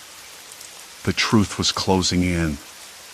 A soft creak echoed from the hallway, and the door slowly began to inch open, revealing nothing but darkness beyond. The door stopped moving before it opened fully, as if someone had decided against crossing the threshold. I couldn't stay there, frozen. Not now. I stepped back, the floor cool beneath my bare feet, the rough plaster of the wall pressing against my fingertips as I moved down the hallway. The apartment felt wrong, shifted somehow. The usual hum of the city was gone, replaced by a subtle vibration that I realized was coming through the walls, almost imperceptible but steady, like a pulse. I pressed my ear against the plaster, trying to catch something, anything beyond the silence. The tapping returned, light and deliberate, like fingernails drumming a slow, uneven message. I followed the sound that seemed to vibrate in my bones to the living room wall, tracing the outline of where the speaker had fallen. The air smelled faintly of dust and something metallic, cold, and sharp. My fingers found a small panel, almost invisible, tucked behind the baseboard. It was loose. A hidden speaker. That much was clear. I pulled it away carefully, heart racing. Inside, wires coiled tightly, connecting to a small device that hummed with power. How had I missed this? The walls were thin, paper thin, but this was something else, an intrusion designed to slip beneath awareness, to invade without permission. I crouched, examining the device. A tiny red light blinked intermittently, like a heartbeat. I ran my fingers across the cold plastic, feeling the vibration again, stronger now. I pressed my ear to it. Whispered voices, faint but distinct. "Check the vents," one said. "Keep watching." I pulled back sharply, the sound too close, too personal. They weren't just listening, they were watching, tracking. My hands trembled, and I had to steady myself against the wall. This wasn't just noise. It was an assault, a calculated invasion of my mind.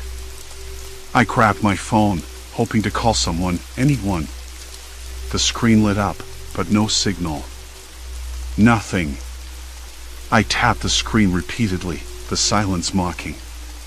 The vibration thrummed stronger now, almost like a heartbeat syncing with my own, invading the space between thought and feeling. I needed help. But how? I thought about my neighbors, who else but them could be behind this? The old woman in 3B, the couple in 4C who always laughed too loud, too often. I'd never connected with any of them, kept to myself mostly. Maybe that was a mistake. The next morning came slow and gray, the sky obscured by thick clouds that filtered the light into something muted and cold. I woke with a dull ache behind my eyes, the whispered voices echoing still in the corners of my mind. I rubbed my temples, the faint tapping now a steady rhythm in the background, like a metronome counting down. I decided to investigate, starting with the vents. If they'd hidden speakers in the walls, maybe the ventilation system was compromised too. I crouched by the vent nearest the living room window, the metal grill slightly warm to the touch. My fingers traced the edges, searching for gaps or attachments. A faint buzzing leaked from within. I pulled the grill gently. It popped loose. Inside, more wires, thin and black, disappearing into the ducts. I pressed my ear against the opening and caught snippets of conversation, fragmented but unmistakable. They're unraveling. Keep pressure. Soon, they'll break. The words sent a chill down my spine. This wasn't just about noise or annoyance. This was control. Manipulation. Psychological warfare. I sat back on my heels, breathing hard. I had to tell someone. But who? I thought of my friend Mark, a tech guy with a knack for the obscure. Maybe he'd know what to do, or at least help me understand what I was facing. I dialed his number, holding the phone as if it might slip from my grasp. It rang. Once. Twice. Then voicemail. Hey, it's Mark. Can't get to the phone right now. Leave a message. I hung up, frustration tightening my chest. I couldn't shake the feeling that something was watching me, waiting for me to slip. Later that day, I forced myself outside, the cold air biting at my cheeks as I walked down the narrow street toward Mark's apartment. The city felt different, less vibrant, more like a stage set for something sinister. People passed by, their faces blurred in my mind, their conversations a low murmur under the constant tapping in my head. Mark opened the door after a few knocks, his brow furrowed when he saw me. You look like you didn't sleep. Because I haven't, I admitted, stepping inside. I explained everything, the whispered voices, the tapping, the hidden speakers. His eyes narrowed as he listened, then lit up with a mixture of curiosity and concern. Show me, he said. Back at my place, Mark examined the device I'd pulled from the wall. He poked and prodded, muttering to himself. This is sophisticated, he said finally. Not some prank. Whoever did this knows what they're doing. He pulled out a small toolkit from his backpack and began probing the vents. If they've rigged the whole ventilation system, it's a coordinated setup. Someone's been planning this. The idea settled around me like a shroud. Planning. Patience. Malice. Mark looked up, his expression grim. You need to be careful. If they're monitoring you like this, they'll know if you start poking around. You could be walking into a trap. I swallowed hard, the taste of metal rising in my mouth. What do they want from me? He shrugged, uneasy. Control. Power. To break you down. People like this don't just stop at noise complaints. The room felt smaller, the walls closing in with every whispered word and faint tap. I wanted to scream, to run, to disappear. But I couldn't. Not yet. Outside, the wind picked up, rattling the window panes. I caught sight of a shadow moving across the street, too deliberate to be random.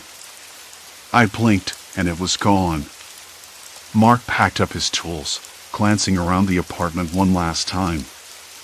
I'll help you figure this out. But we need proof. Something concrete.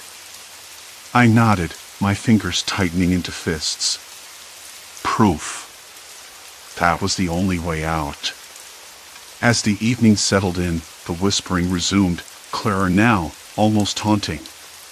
Not so safe anymore. We're watching. We're inside. Silence. Complete silence. Until the tapping started again. The tapping paused. Mark was gone, but his words lingered in the air, thick and heavy. Control. Power. To break you down. Like a warning whisper just out of reach. I paced the cramped living room, my hands brushing over the rough plaster walls, feeling every imperfection. The apartment smelled stale, a mix of old carpet, burnt coffee, and something faintly chemical, like a cleaning solution used to cover something up. I sank onto the couch, jaw tight, and tried to steady my breathing. The whispered voices had stopped, but I could almost hear them crawling beneath the surface of silence, like a low static, impossible to ignore. I glanced toward the ceiling, the faint hum above me. The tapping had stopped, but I was sure it would start again. I thought about the speakers, where they might be hidden, how they had to be small, cunningly concealed. I'd never noticed the faint vibrations before, the way the floor sometimes buzzed underfoot like a restless pulse. My neighbors, the ones behind the walls, weren't just noisy now, they were orchestrating a symphony of intrusion, a psychological siege. And I was the target. The thought twisted in my stomach, a slow-burning knot. I tried to complain, to reclaim some peace, but I had no idea I'd opened a door I couldn't close. I imagined them watching me through cracks in the walls, or worse, through the thin veneer of normalcy they wore when I saw them in the hallway. People who smiled with their mouths but didn't reach their eyes. Smiles that made me want to look away. I rubbed my temples, my pulse thudding in my ears. The phone buzzed against the table. I jumped, heart racing. It was a message from Mark, found something. Meet me tomorrow. No more alone. Relief tangled with dread. I wasn't alone anymore, but now I was deeper in this than I'd ever planned to be. That night, sleep shuffled away from me like a frightened animal. The whispers returned, soft and relentless, threading through the silence. Not so safe anymore. We're watching. We're inside. They repeated, a chorus inside my head, punctuated by tapping that felt like a countdown. I tried to block it out, but it seeped into my thoughts, crawling under my skin. I could almost taste the grit of their presence, metallic, like pennies pressed against my tongue. My apartment no longer felt like a refuge. It was a cage. Morning came gray and cold. The city outside was wet with rain, the streets slick and shiny. I opened the window, hoping for fresh air to chase out the stale odor and the ghosts of last night. The breeze was thin and sharp, carrying the faint scent of baking bread from the corner bakery. Normalcy. A cruel reminder. Mark showed up just after noon, carrying a small backpack and his usual nervous energy. I didn't sleep either, he said, rubbing his eyes. I spent the night poking around outside your apartment. Found something you should see. We sat at the kitchen table, the light flickering overhead. He pulled out a small device, part recorder, part signal scanner. These things pick up frequencies humans can't hear, but our minds sure can. I think your neighbors are using a mix of ultrasonic speakers and vibrations to mess with your head. I nodded, feeling the cold sweat prickling at my scalp. That's what I thought. But how? Why this level of invasion? Mark shrugged, biting his lip. It's about control. Breaking down your sense of reality. They want you off balance, confused, maybe paranoid enough to leave or worse, give up fighting. I swallowed hard. The idea of leaving crossed my mind, but where would I go? The city felt smaller already, like a trap tightening around me. My apartment, the place I should have felt safe, had turned into a prison. Mark handed me the device. I recorded some of the signals last night. Listen. I pressed play, and at first, there was just silence. Then a faint static, a barely audible murmur, like voices just beyond comprehension. Then the tapping, soft, rhythmic, almost deliberate. I felt it in my chest, a vibration that resonated deep inside. The whispers returned, clearer this time. "We're inside." The words echoed. I looked up at Mark. "How do you fight something like this?" He was silent for a moment. "Then, you don't." "Not directly. You have to outsmart them. Find where the speakers are. Cut the signal. Turn their own game against them." A plan was forming, fragile but real. But it meant diving even deeper into their world, stepping into shadows I wasn't sure I could navigate. And once you cross that line, there's no going back. I glanced toward the door. The hallway was quiet, too quiet. Then, faint footsteps, slow, deliberate, echoed down the corridor. I froze, the hairs on my arms standing on end. Mark looked toward the window. "They know we're onto them." The tapping started again, this time from the walls, the floor, the very air around us. It wasn't just sound anymore, it was a presence, an awareness. I realized then that this wasn't just about noise or control. It was about breaking me down piece by piece, until nothing remained but what they wanted. And there was no safe place left, not in this building, not in this city. I looked at Mark, voice barely a whisper. "I'm in. But if we're doing this, I need to know one thing." He met my gaze, steady. "What?" "No matter what happens, no matter how far this goes, I can't lose myself." "I won't." He nodded slowly. "You won't. We'll figure this out. Together." The room seemed to close in tighter, the tapping growing louder, more insistent. My hands trembled, but I stood up, moving toward the door. Outside, the wind picked up again, rattling the window panes. A shadow moved across the street, deliberate, slow. I blinked. It didn't disappear this time. It was watching. And now, so was I. The tapping didn't stop. Mark was beside me, quiet but alert, his eyes dark pools reflecting the dim light of the lone desk lamp. The room felt smaller, tighter, like the air had thickened and settled into a weight pressing down on my chest. I swallowed hard, tasting the stale tang of fear mixed with caffeine and something metallic, maybe the sweat on my own tongue. "I can't tell if it's in my head or out here," I whispered, voice cracking. "This isn't just tapping anymore. It's something else." He shook his head, rubbing the back of his neck. "No, you're right. It's like it's everywhere. But it's not random.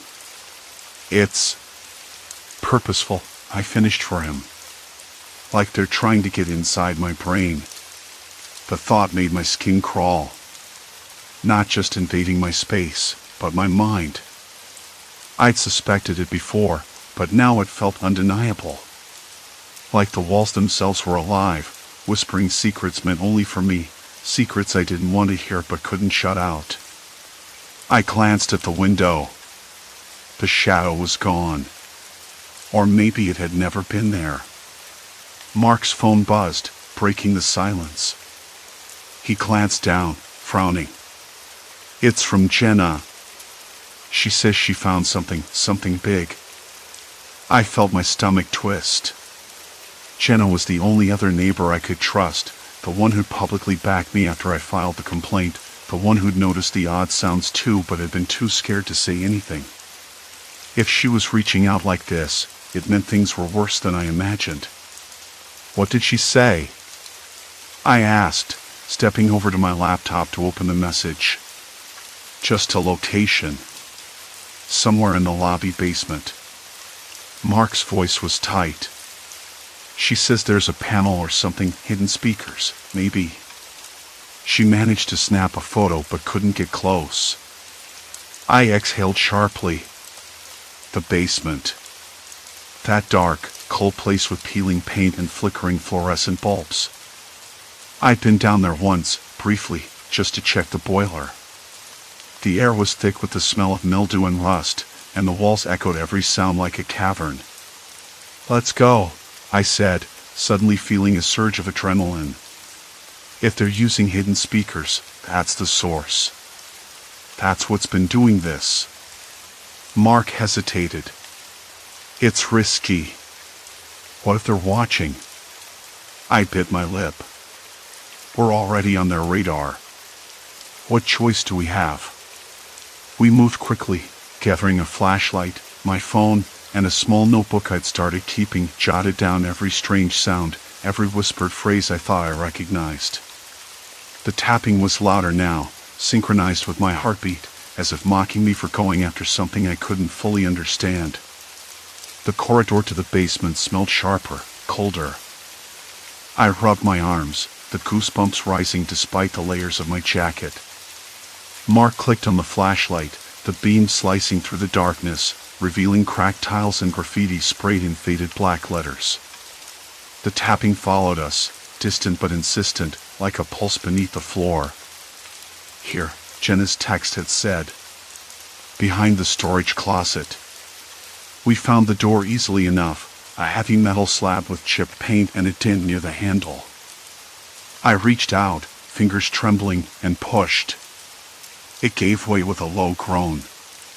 Inside, the space was cramped, rows of dusty boxes, old maintenance tools, forgotten junk stacked in corners.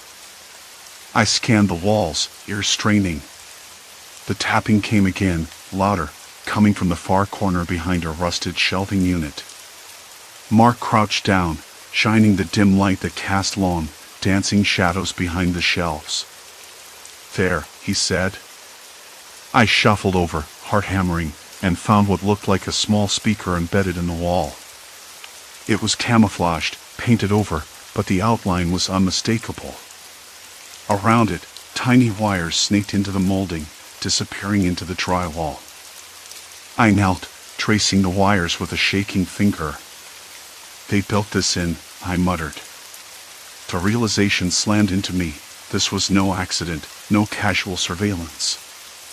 This was a deliberate, invasive system designed to infiltrate every room, every corner, every quiet moment.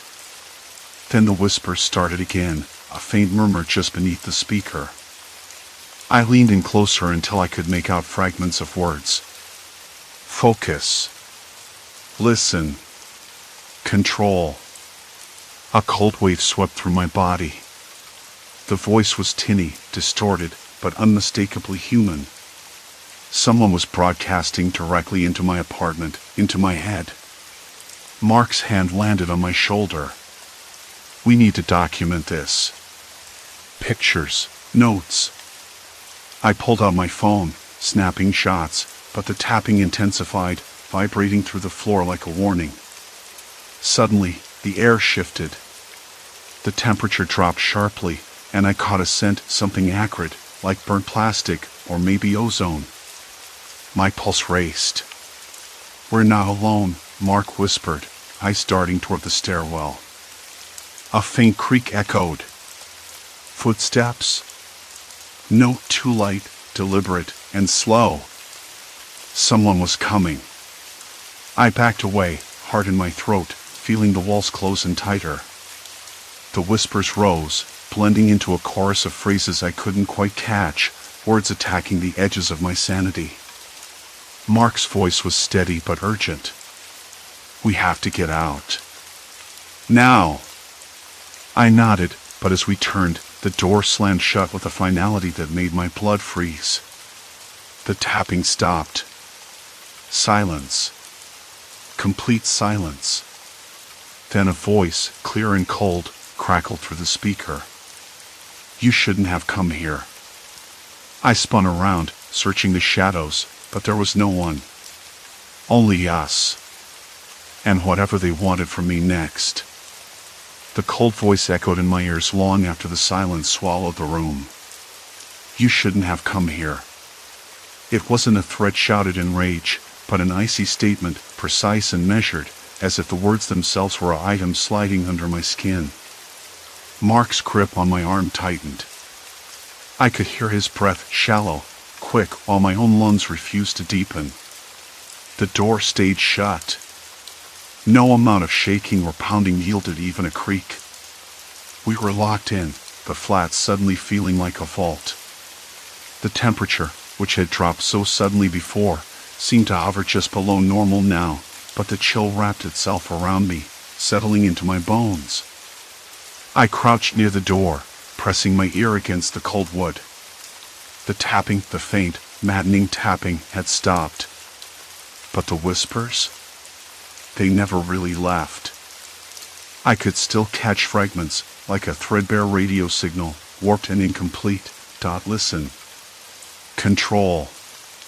Can't trust. Mark crouched beside me, whispering, "We need to find the speakers." I nodded, though my hands trembled so badly I almost bit my tongue. The walls, the floor, even the ceiling, all felt like they were listening, breathing. I could taste the faint metallic tang of fear, or maybe it was just the dry air in the sealed room. I swallowed hard. We moved slowly, scanning every inch. The peeling paint near the baseboards, the uneven plaster, the tiny grills above the doorframe, all places where speakers could hide.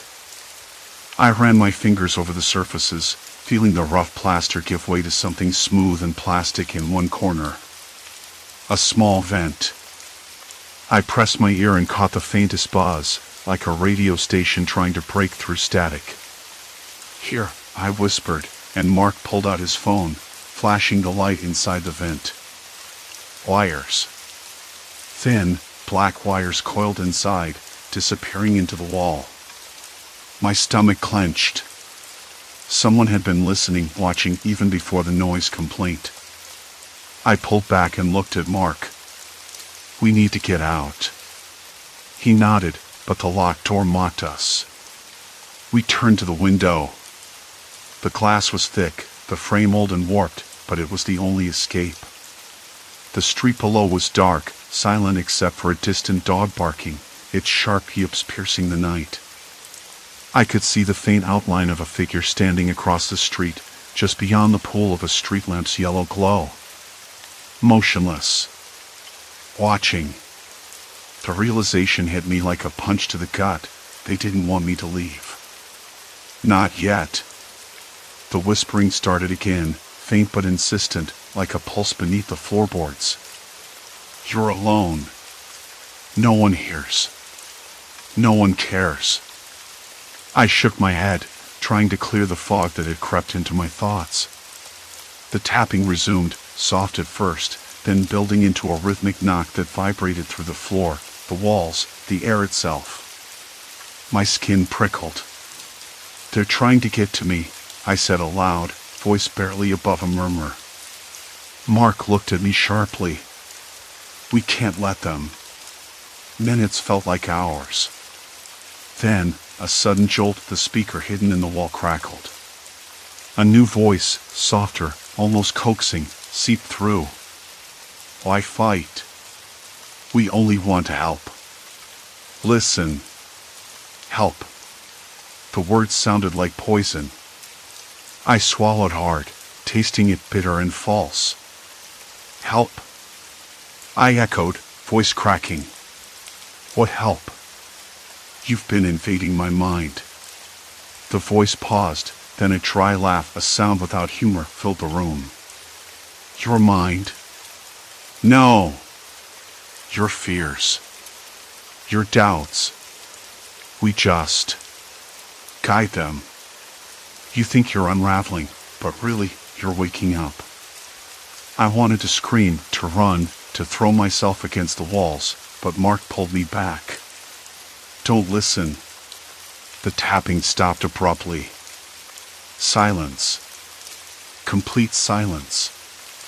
I closed my eyes, trying to steady my breathing, to find some center in the chaos.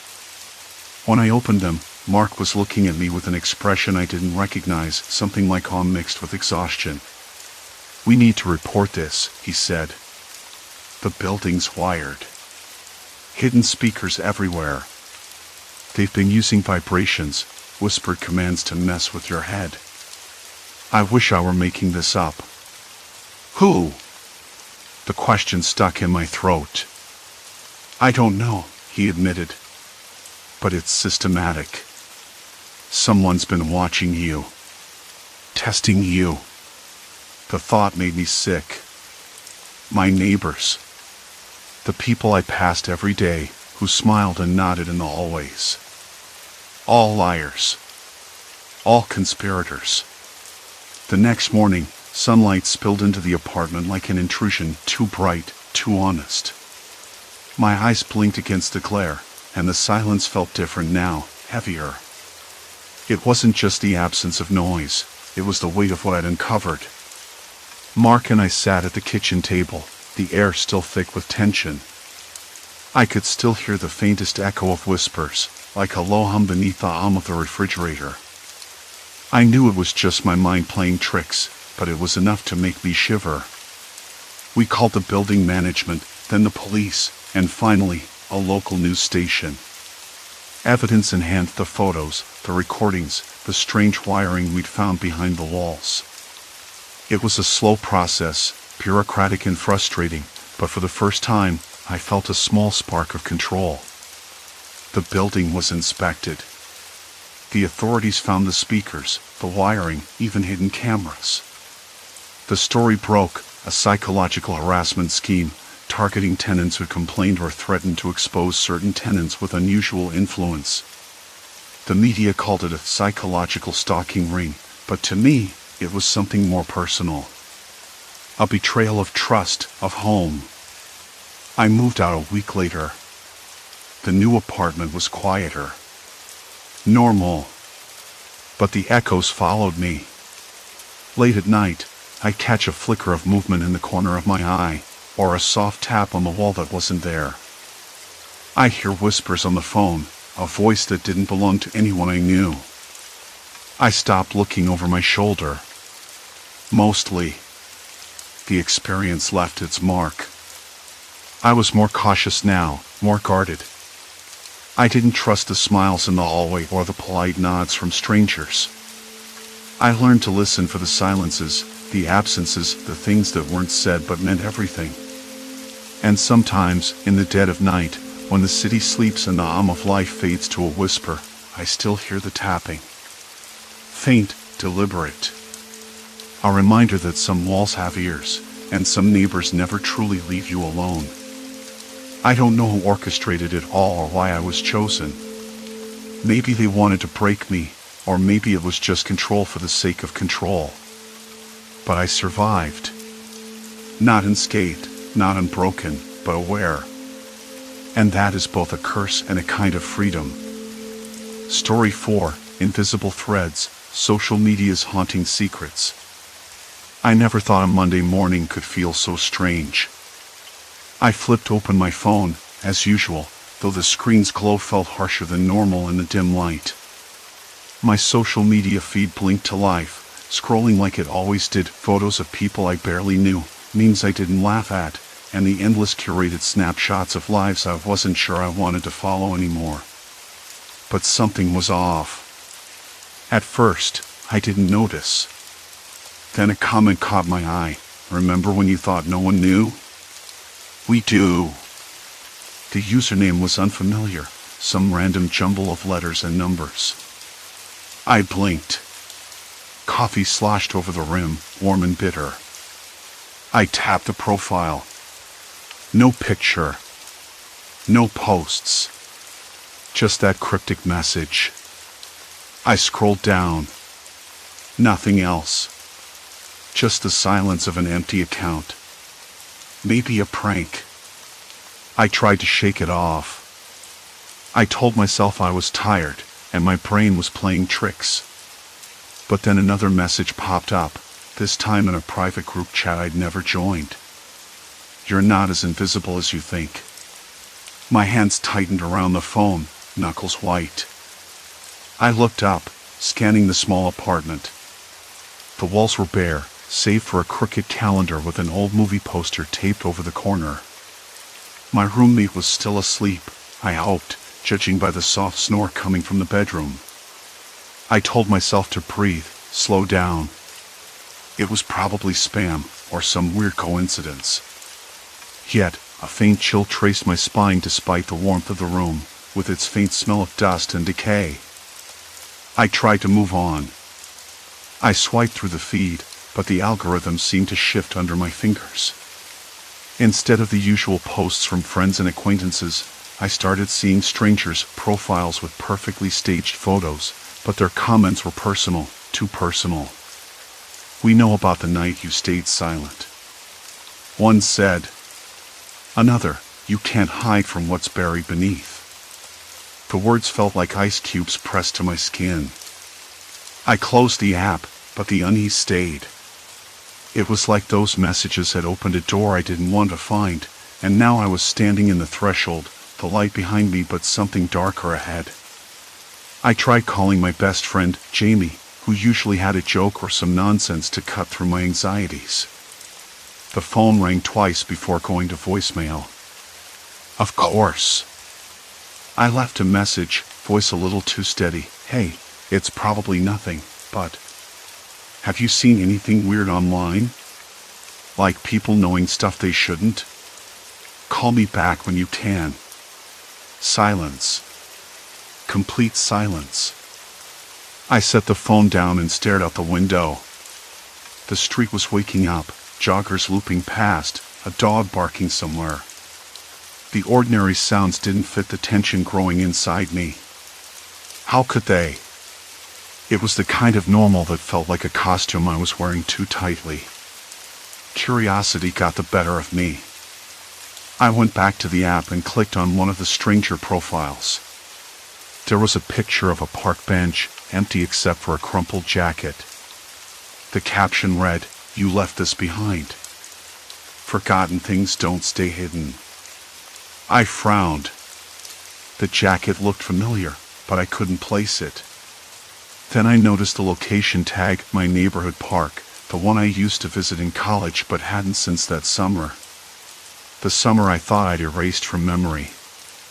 My phone buzzed again. A direct message this time. "We're watching. Not to scare you. Just to remind." I swallowed hard. The words felt less like a warning and more like a statement of fact. Someone was watching. Someone knew. I put the phone down, the screen still glowing in the dim kitchen light. My breath came faster. I wanted to tell myself it was a glitch, a mistake. But I couldn't. Not really. Outside, a car door slammed. Somewhere nearby, footsteps hurried away. The city felt too close, too loud, and yet I felt utterly alone. I pulled my sweater tighter around me, the fabric rough against my skin. The coffee had gone cold. I didn't want to know how much time had passed, but the phone was still there, an unblinking window into a world that suddenly seemed less safe. I didn't know it yet, but that was the moment everything began to unravel. The sky had darkened further, the clouds thickening like a shroud over the city. I glanced up, barely noticing the chill that had settled in, as if the cold wasn't just outside, but creeping into my bones. My fingers twitched, restless, hovering over the phone screen before I forced myself to look away. Every notification felt like a trap, every buzz a countdown. Somewhere in the distance, sirens wailed urgent, relentless. It wasn't just the city's usual chaos anymore. It was something else, something that gnawed at the edges of my thoughts, unraveling whatever threads of calm I'd managed to hold on to. The shadows around me seemed to thicken, the streetlights flickering as if struggling to hold back the night. I tried to stand, but my legs felt heavy, weighted by an unseen burden. The air tasted metallic, thick with tension. I could hear snippets of conversations drifting through the alleyway, frantic voices, low and hurried, but none reached me clearly. The world was fragmenting, splintering into pieces that didn't quite fit together. And then, a sudden movement caught my eye, a figure emerging from the fog, silhouette sharp against the hazy backdrop. My heart clenched, a knot tightening so fast I thought it might choke me. Was it a friend? An enemy? Or just another stranger lost in the city's endless night? I wanted to call out, but the words stuck, brittle and broken. The phone buzzed again, a message this time. I bit my lip, torn between the safety of ignorance and the peril of knowing. The screen lit up, casting a pale glow on my face, revealing the fear I'd been trying to hide. Whatever this was, it wasn't over. Not even close. The morning light sliced through the cracked blinds, stabbing at my eyes like 1,000 tiny needles. My phone buzzed on the nightstand. Again. Another message. I stared at it, my fingers trembling enough to make the screen wobble. The sender wasn't saved in my contacts, only a string of numbers 0117902584. It was a text, but the words weren't friendly or even threatening. Just facts. Details. You can't hide what you don't control. I swallowed hard, the sentence sticking like gravel in my throat. What did that mean? And why did it feel like a warning? I pulled on yesterday's jacket, it still smelled faintly of rain and cold concrete, and headed out. I needed fresh air, but more than that, I needed answers. The city was alive with noise. Car engines droned in the distance, a dog barked somewhere beyond the alley, and a siren wailed faintly, fading into the morning hum. I walked without a destination, the weight of last night's shadows heavy on my chest. Back home, the computer sat waiting, its screen dark and silent in the early light. I hesitated before turning it on. Last night, it had shown me something I couldn't unsee, strangers discussing things only I should know, as if some unseen algorithm was pulling threads from my private life and weaving them into a public tapestry. I opened my browser, heart hammering against ribs like a trapped bird. The social media feed was different now, more targeted, more invasive. Profiles I didn't recognize appeared, but their posts referenced moments from my life I'd never shared online. A conversation with my sister years ago, a memory from college I'd buried deep, even the name of a therapist I'd seen briefly when things got bad. How was this possible? I started scrolling, but the screen glitched. Flickered. For a second, the page froze, then reloaded to show a single message in bold type. We see you. You're closer than you think. A bead of sweat traced a line down my temple. No one had said that before. Not even the strangers. It was too pointed, too deliberate. I closed the laptop abruptly and leaned back in my chair, the worn fabric rough against my skin. My mind raced, jumping from one paranoid thought to the next. Was someone watching me? Did this mean a person, a group, or some faceless entity operating through code and data? The idea of a hidden observer felt like a weight settling over me, cold and unshakable. I needed help. But who? Who could I trust when my own digital footprint was weaponized against me? I thought of Mark, my closest friend since high school. He knew some things about me, not all, but enough to be a sounding board. I dialed his number, hoping for a normal voice to cut through the chaos. Hey, he answered, a little groggy. You okay? It's early. I don't know, I admitted, voice cracking. Something's wrong. My social media feed, it's showing me things. Things only I know. And strangers are messaging me like they know my secrets. And then there's this message, saying, we see you. It's... Wait, slow down, Mark interrupted, chuckling nervously. Sounds like a prank or maybe some glitch, right? Maybe someone hacked your account? I thought that too. But it goes deeper. It's like an algorithm is pulling my private life apart and exposing it. I don't know how, but it's happening. I feel watched. Like I'm in some twisted game. There was silence on the other end, the kind that made my stomach tighten. That's unsettling, Mark finally said. Maybe you should change your passwords, check your privacy settings? I did. It's not that simple. It's more than that. It's like they have access to everything, even parts of me I never uploaded anywhere. My voice dropped. I don't feel safe. Okay, he said, voice steady now. Let's figure this out. Come over. We'll look at it together. The relief was immediate, tangible. I needed that. Someone who wouldn't dismiss this as paranoia. After hanging up, I packed my laptop and a notepad, scribbling down every strange message, every odd profile, every lingering detail I could remember. The notes felt messy, chaotic, but they were mine, a map through the fog. Mark's apartment was a few blocks away, a cluttered space filled with stacks of books and half-empty coffee mugs. The familiar scent of old paper and burnt espresso greeted me, grounding in a way I hadn't expected.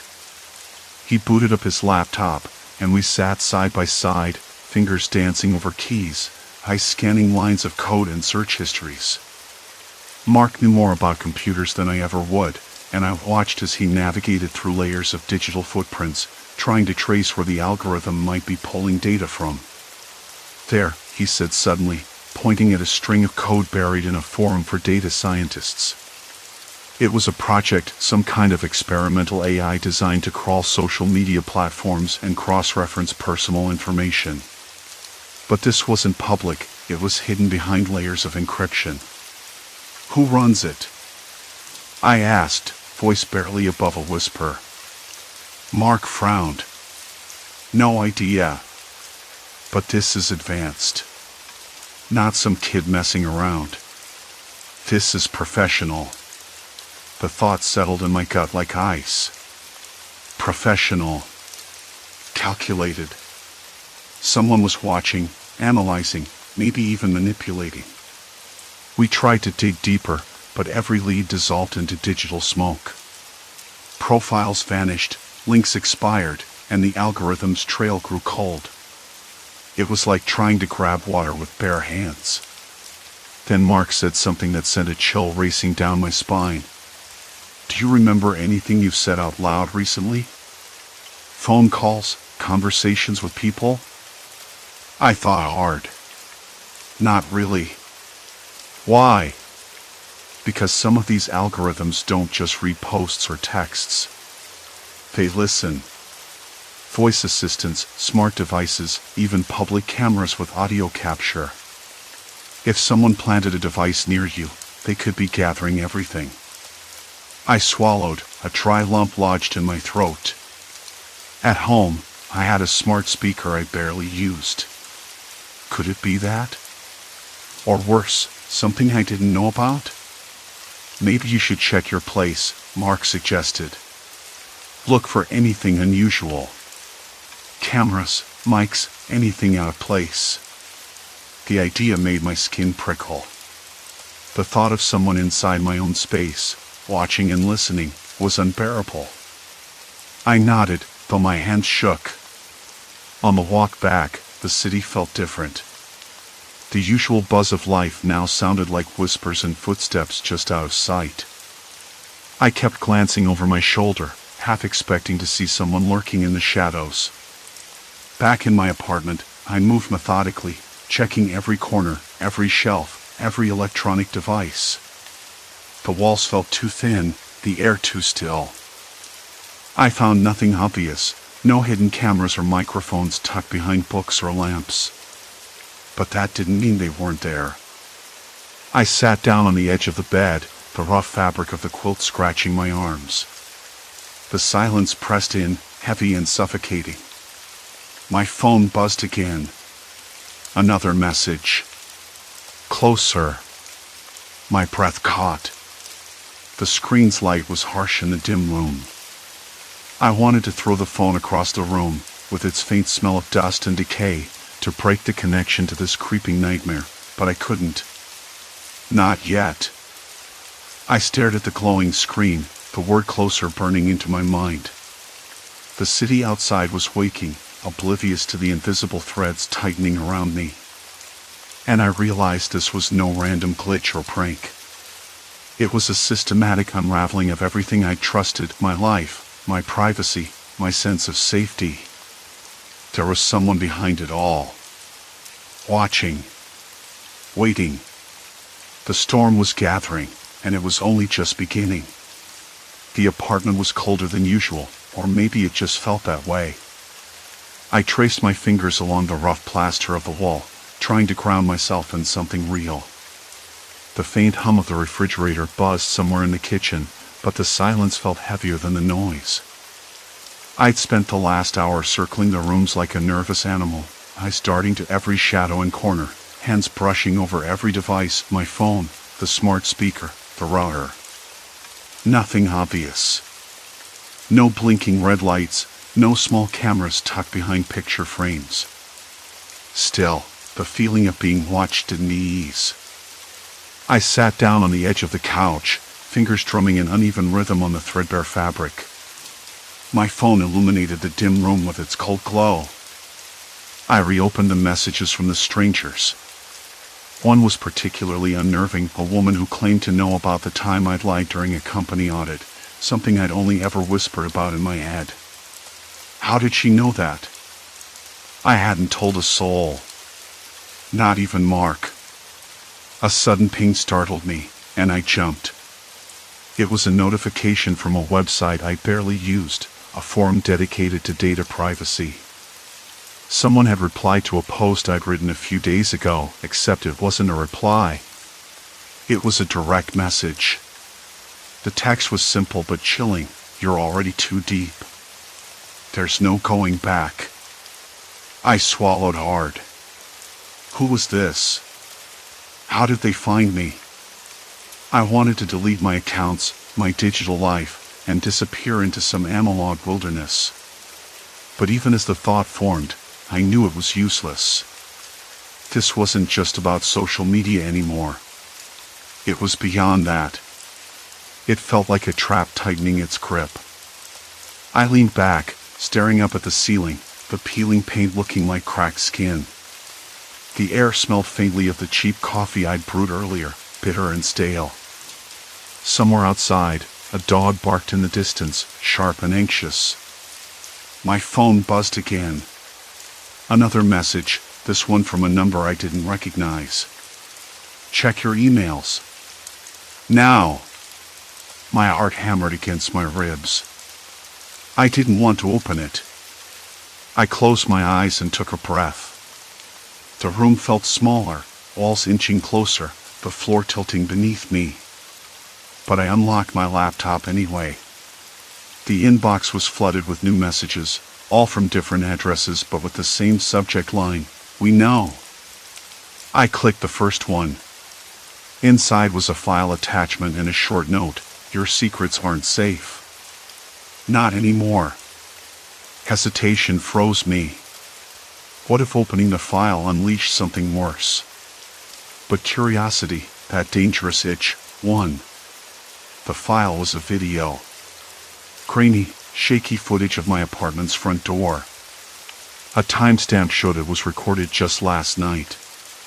The camera angle was low, almost hidden, and in the grainy black and white I could see the outline of a figure standing outside. I recognized the jacket from the coffee shop, the same one worn by the man who had asked me if I was the one a few days ago. I pressed pause, my fingers trembling. The figure lingered for a long moment, then turned, walking away. No face visible, just a silhouette swallowed by the night. My breath hitched. Someone had been outside my door while I slept. The laptop fan whirred louder, as if protesting the invasion of privacy. The screen flickered once. I closed the video and stared at the glowing rectangle, feeling utterly exposed. I was trapped. I tried to shake the dread, but it clung to me like a second skin. My phone rang suddenly, cutting through the silence. I almost dropped it. The caller ID was blocked. "Hello?" My voice was barely a whisper. A voice answered, calm but cold. "You're asking the wrong questions." The line went dead. I pressed the phone to my ear, willing it to ring again. Nothing. Silence. Complete silence. I sat there, the dull ache of exhaustion gnawing at my muscles, but sleep was impossible now.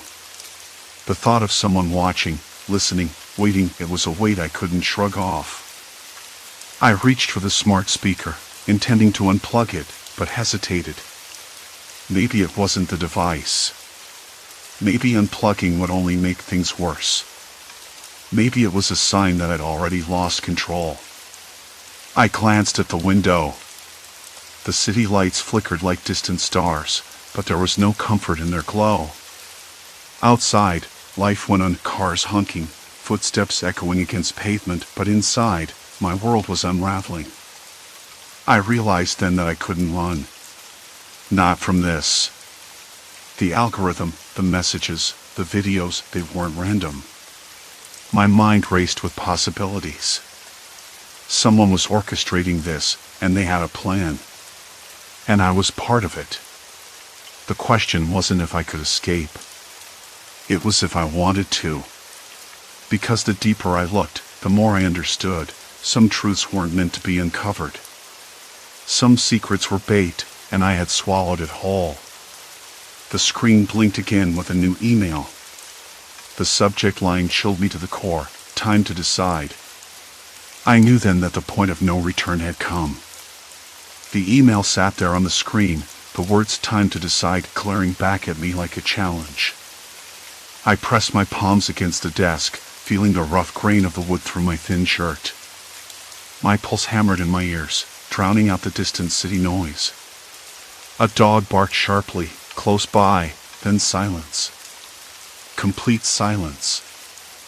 I swallowed hard. Who was orchestrating this? The algorithm wasn't just some accidental glitch, it was a trap, a net slowly tightening around me. I thought about the strangers who kept popping up in my notifications, people who knew my darkest secrets, the ones I thought were safely buried. But how? How could they know?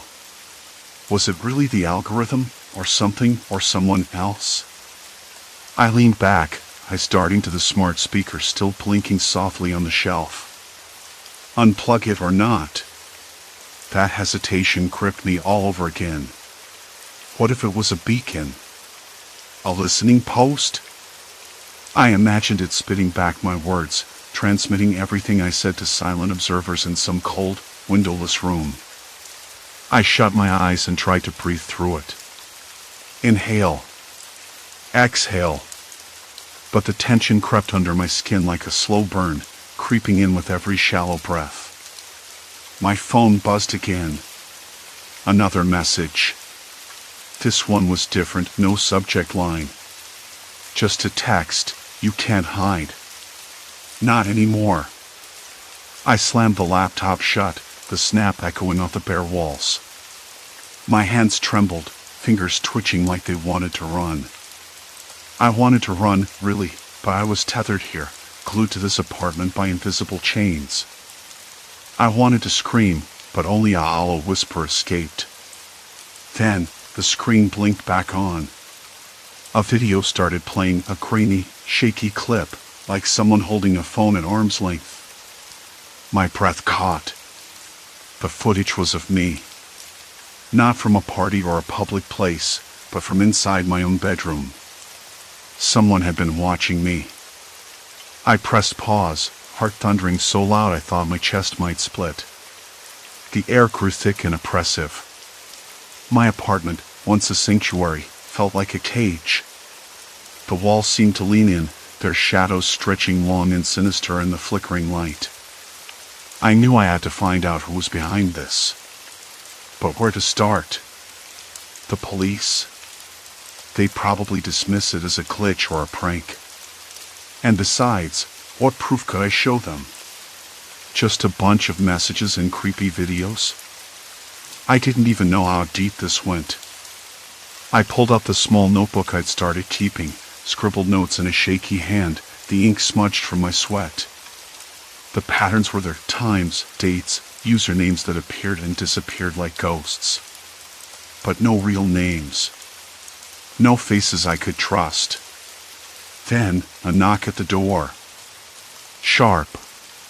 Insistent. I froze, breath hitching in my throat. It felt like a test. My skin prickled with cold sweat. Who is it?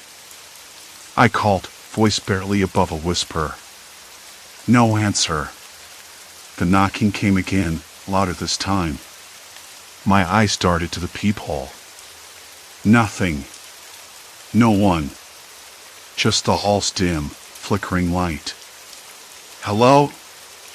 I tried again, forcing steadiness into my voice. Silence. I backed away, heart racing. The apartment felt smaller, every shadow a potential threat. I checked the locks, deadbolt, chain, both secure. But the sense of being watched only intensified. Behind me, the smart speaker blinked. Its light pulsed slowly, almost rhythmically, like a heartbeat. I told myself it was nothing, a glitch or a random signal. But the unease didn't fade. I paced, rubbing my arms, trying to shake the cold that had settled deep inside. My phone buzzed once more. Another message, this time longer. You've seen too much. You think you're in control, but you're not. We're everywhere. You can't turn back now. The words burned in my mind. Who are we? And why me? I sank onto the couch, running my hands through tangled hair. The city's distant sirens and horns filtered in through the cracked window, the night alive outside while my world collapsed inside.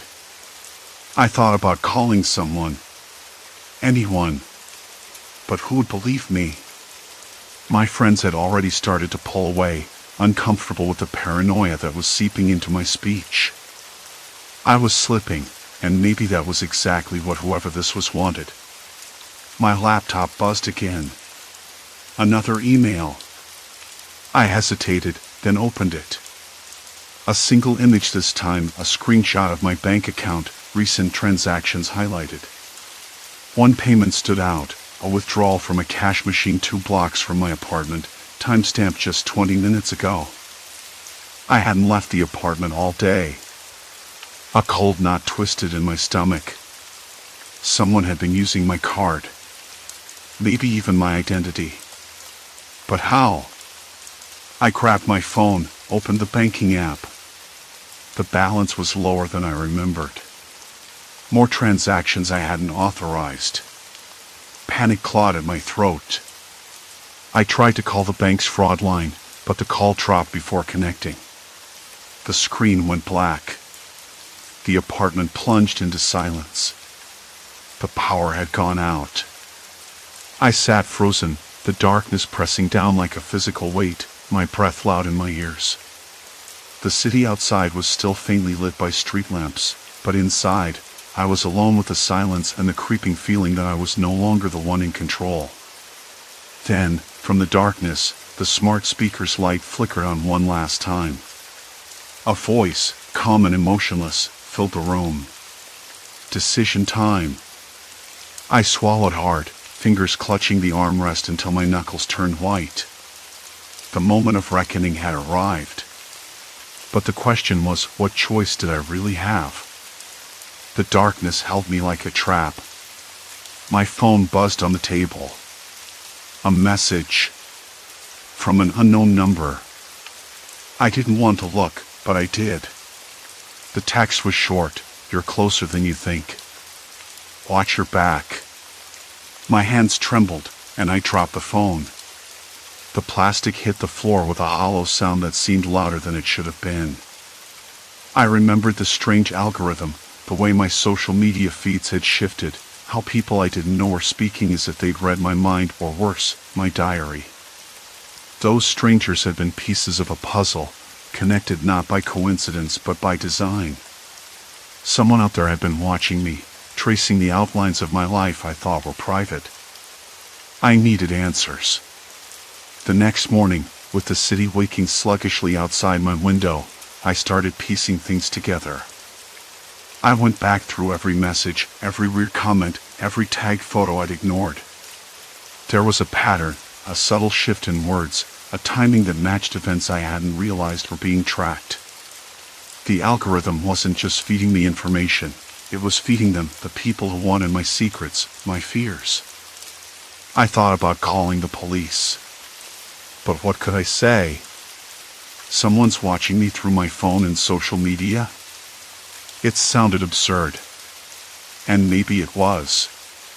But the evidence was there, in the cold transactions on my bank app, in the messages that hinted at an unseen presence.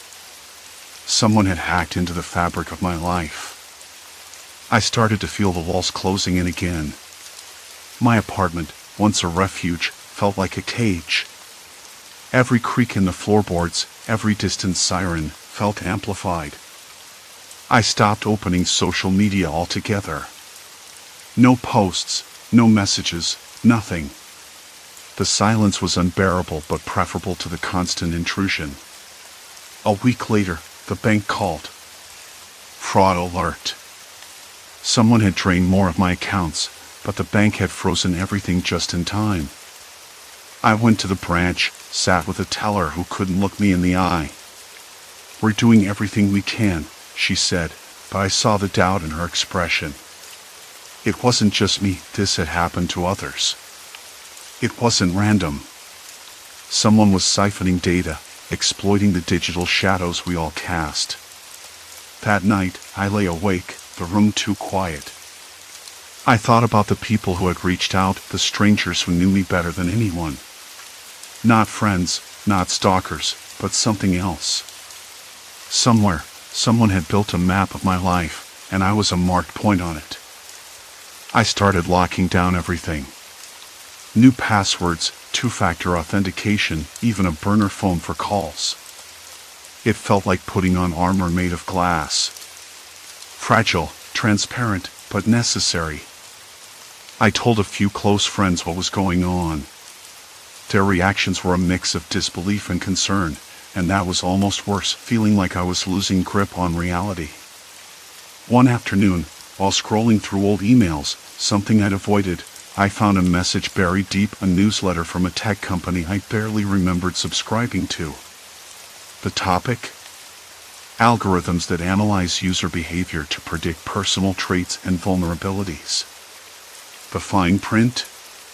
Data could be shared with partners for improving user experience. A euphemism for exploitation. That was it. The truth was less dramatic than I'd feared, but more insidious. It wasn't a person sitting in the shadows, but a network of algorithms, data brokers, and careless corporations. The strangers who knew my secrets. They'd been fed those secrets by the very systems I trusted. I realized then that the horror wasn't the unknown watcher, but the fact that I'd been visible all along. That my life, with all its messy, unguarded corners, had been on display, traded like currency. And no one had asked for my permission. The revelation was heavy, but it was also freeing. I couldn't undo what had been done, but I could choose how to live now. I started reclaiming my digital life piece by piece, deleting profiles, limiting what I shared, learning to be more guarded without closing off entirely. I didn't want fear to dictate my existence. One evening, weeks after the blackout, I stepped outside. The air was cool, carrying the faint scent of rain and exhaust. A dog barked somewhere in the distance. The city thrummed with life, indifferent and infinite. I felt smaller than ever, but also oddly steady. I told myself it was a new beginning. Not a clean slate, those don't exist, but a chance to move forward, worried but unbroken. The algorithm might still be out there, still watching, but I wasn't the same person it had tried to control. I locked the door behind me and walked into the night, the weight of unseen eyes lingering but not suffocating. Because sometimes, the greatest horror isn't what's watching you, it's realizing you've been seen all along and learning how to live with that truth. Silence. Complete silence. And then, Finally, a breath. A subtle shift in the air, a reminder that life moves on despite shadows. I stepped forward, each footfall a quiet defiance, carving out space where fear once reigned. The city lights flickered ahead, indifferent and eternal, offering no promises but endless possibilities. In that fragile dawn, I found a sliver of hope, enough to keep walking. The street hummed softly beneath my shoes, a pulse that tethered me to this moment. Somewhere above, a lone window flickered to life, casting a pale rectangle against the night's canvas. It was a silent invitation, or maybe just a signal that others, too, were awake and wrestling with their own shadows. A breeze stirred, carrying the scent of rain yet to fall, a fresh, electric promise. I pulled my jacket tighter, feeling the weight of the night dissolve just a little. Ahead, the outline of a small park emerged, its benches empty but for the whispered secrets of leaves rustling in the dark. I paused there, letting the silence wash over me again, not as a void, but as a fragile beginning. The moment stretched, fragile and alive, before I moved on, step by step, into the sprawling unknown, carrying the quiet hope that even in the deepest night, dawn waits patiently to be found. Story 5, Terminal 27, The Vanishing Gate. A flight beyond reality.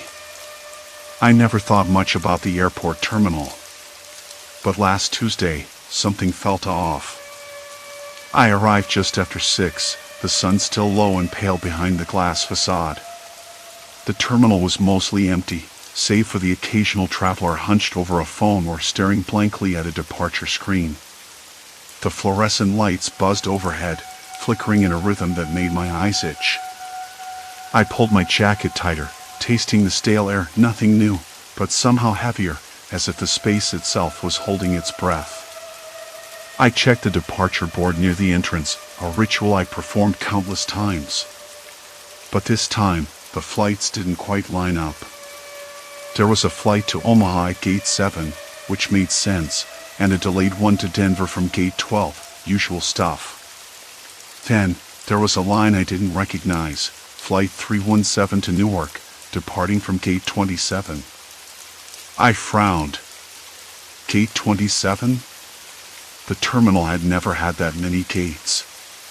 At least, not in the years I'd passed through. I glanced around, expecting to see someone else puzzled, but the few passengers nearby were either lost in their screens or shuffling to their destinations.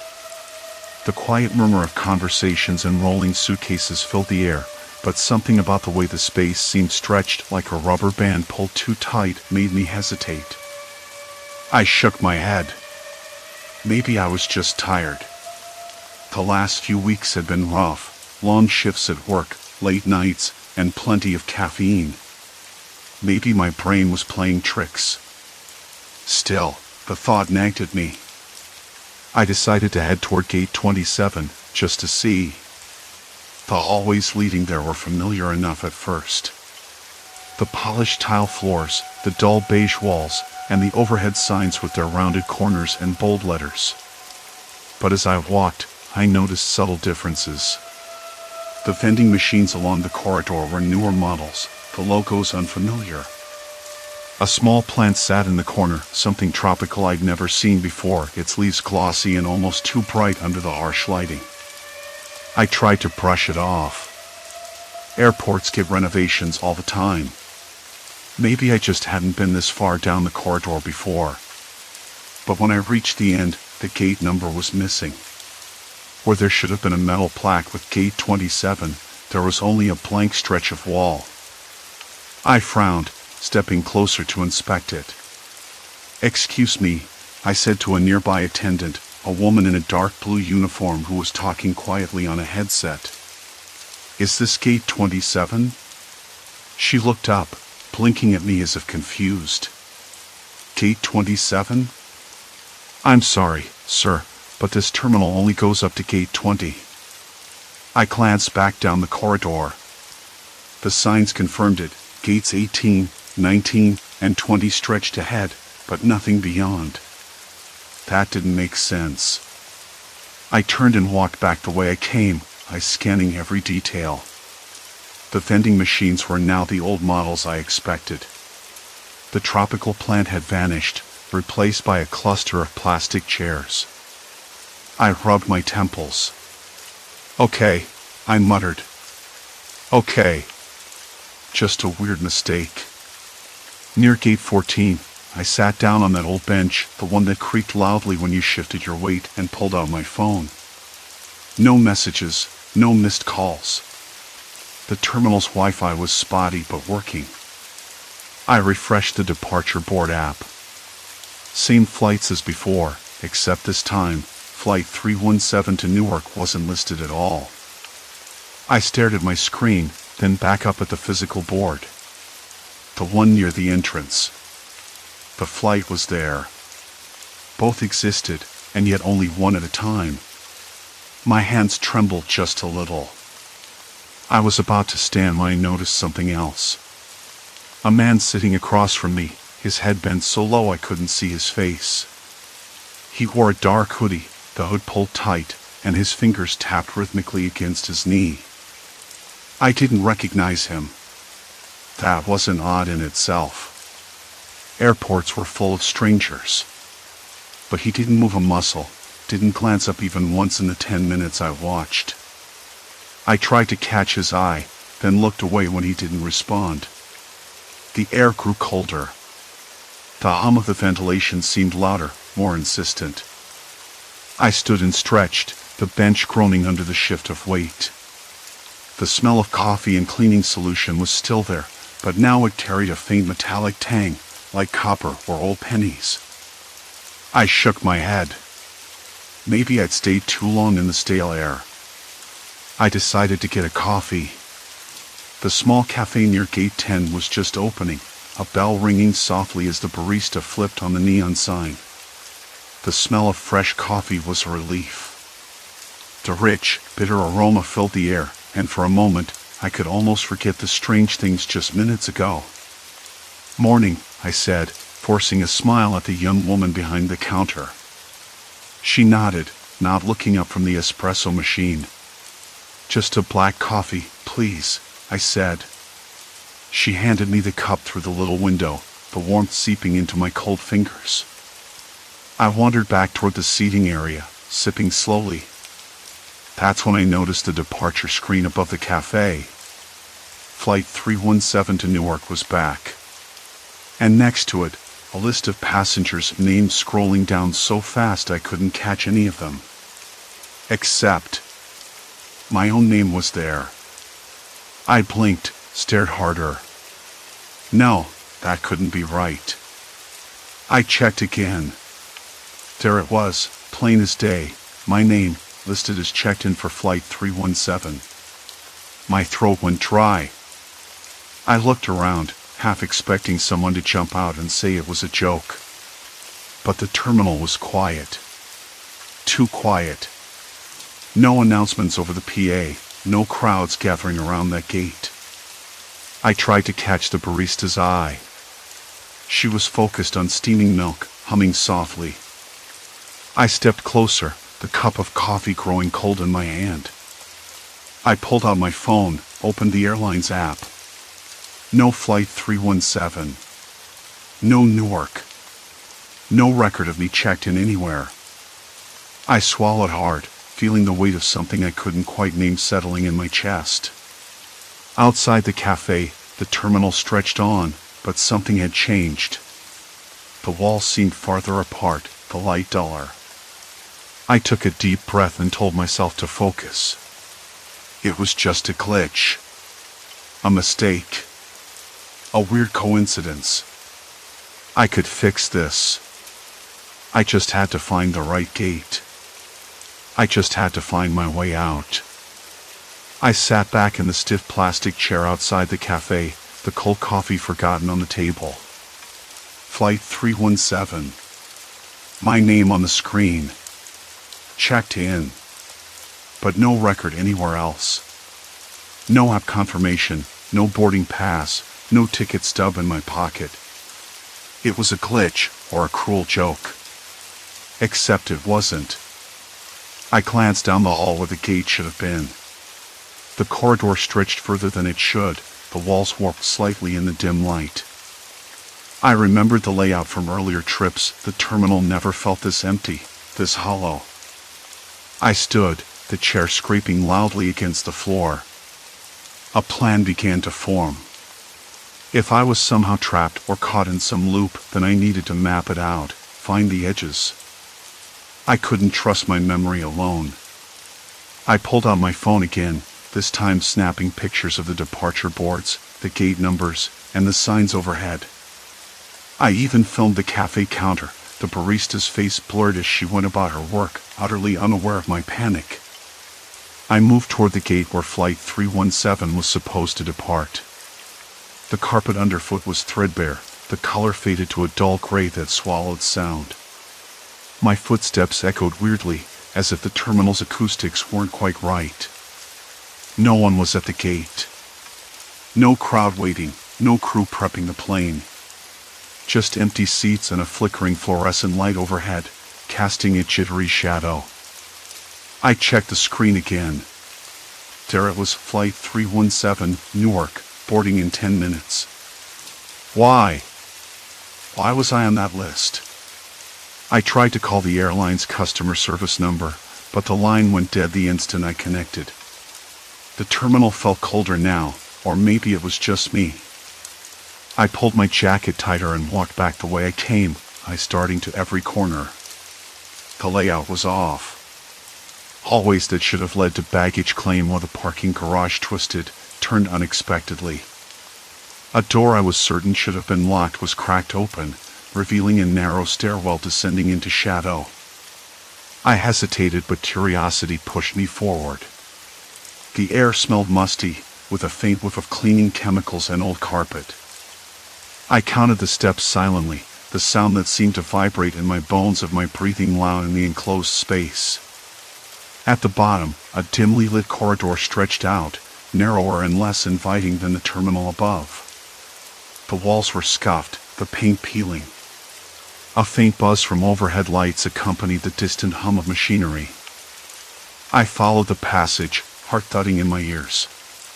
A door at the end was marked staff only, but it hung slightly ajar. I slipped inside. The room was small, windowless, filled with rows of monitors showing various parts of the terminal. Cameras. Surveillance feeds. Screens flickered, some frozen on static, others displaying angles I didn't recognize. I crouched beside the desk, fingers trembling as I scanned the monitors. One screen caught my breath. A live feed from Gate 317. No plane, no passengers. But a figure stood there, a man, wearing a dark jacket, face obscured by shadows. He didn't move. Just stood, watching. I backed away, bumping into the desk. The sudden noise made the man on the screen turn sharply, as if sensing me. Then the feed cut out. My phone buzzed in my pocket. I pulled it out, heart racing. A text message. No number, just words. We see you. The hairs on my neck prickled. I looked around the room, half expecting to find someone lurking in the shadows. But I was alone. I swallowed hard. This wasn't random anymore. Something was watching, tracking my every move. The door creaked behind me. I whipped around. No one. Just the flickering fluorescent light, buzzing like a swarm of agitated bees. I needed help. But who could I trust? I thought of the barista, the only other person I'd seen. Maybe she knew something. Maybe she was a witness, or worse, a part of this. I returned to the cafe, the stale air tasting metallic in my mouth.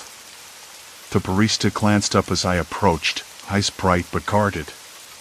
"Hey," I said, voice low. "Do you ever notice anything strange here? Like people disappearing? Or flights that don't exist?" She blinked, then smiled faintly.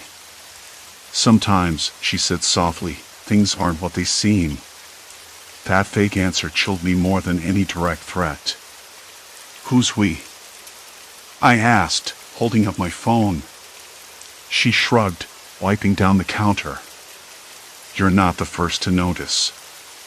But some questions don't have answers. Not yet. I frowned. You can't just say that. People get lost, she interrupted, voice barely above a whisper. Or worse, they get found. Her words hung heavy between us. I glanced back toward the gate. The terminal layout had shifted again. The corridor that should have led to the exit now twisted into a maze of unfamiliar hallways. Every sign pointed somewhere else. The screens blinked erratically, showing flights that made no sense, destinations from airports that didn't exist. I was trapped in a place that wasn't entirely real, controlled by forces I couldn't see. And now I was on their radar. I stepped away from the cafe, pulling my jacket tighter. The walls seemed to close in, the lights flickering faster. My pulse hammered in my ears. I had to find a way out. But the terminal wasn't done with me yet. As I rounded a corner, I nearly collided with a man in a dark jacket, the same one from the surveillance feed. He smiled, slow and cold. Looking for something? He asked, voice low. I froze. The air tasted bitter. My hands trembled. Who are you? I managed. He tilted his head. Just someone who's been waiting. Behind him, the corridor stretched endlessly, swallowed by shadows. I took a step back. The labyrinth was closing in. And I wasn't alone anymore. The man's smile didn't reach his eyes. I wanted to step back, but my feet felt cemented to the floor. My hands trembled, fumbling with the zipper on my jacket. The bitter taste in my mouth thickened, like metal and stale coffee. Who are you? I said, voice cracking. He tilted his head, studying me with that same cold smile. Just someone who's been waiting. Behind him, the corridor stretched out dark, endless, and swallowing the light like a black hole. It was the kind of place you never want to walk into. I glanced around, trying to find another route, a sign, anything familiar. Nothing. The walls seemed to lean in, the air heavy and stale, carrying a faint scent of burnt plastic and something else, something like old paper left too long in a damp drawer. The overhead lights flickered again, faster this time, casting long, jittery shadows. My pulse hammered in my ears. If there was a way out, I couldn't see it. I don't want trouble, I said, trying to keep my voice steady. He laughed quietly, a sound that didn't reach his eyes. Trouble's already found you. He stepped closer, the floor creaking beneath his shoes. A faint rustle from his jacket, it was thick, worn, like he carried 100 secrets in its pockets. Something about him was wrong. Not just the smile, but the way he moved, like he belonged to this place in a way I never could. I swallowed and tried to look past him, toward the corridor's end. But the shadows seemed alive, breathing. I don't understand, I whispered. Why me? What is this place? His eyes flicked to the flickering screen beside us. The departure board that had been glitching all night now displayed one flight in particular, blinking insistently. Flight 963, destination unknown. No gate number. No boarding time. Just the words, glowing and insistent. That, he said, nodding toward the screen, is your ticket. But it's not a ticket to anywhere you want to go. I stared at it, cold sweat pooling at the base of my neck. The strange flight had appeared before, the night before, in a pattern that made no sense. I thought it was a glitch, a system error. Now I wasn't so sure. Why show me this? Why trap me here? He shrugged, slow, deliberate. Because once you see it, you can't unsee it. Once you follow it, there's no turning back. The words hit me like a blow.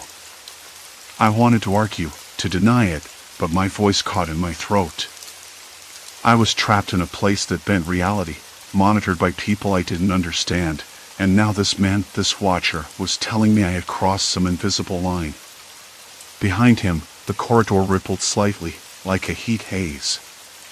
My eyes blinked, but the distortion stayed. The air grew colder, the faint hum of the terminal's ventilation system speeding up, creating a low drone that vibrated through the floor.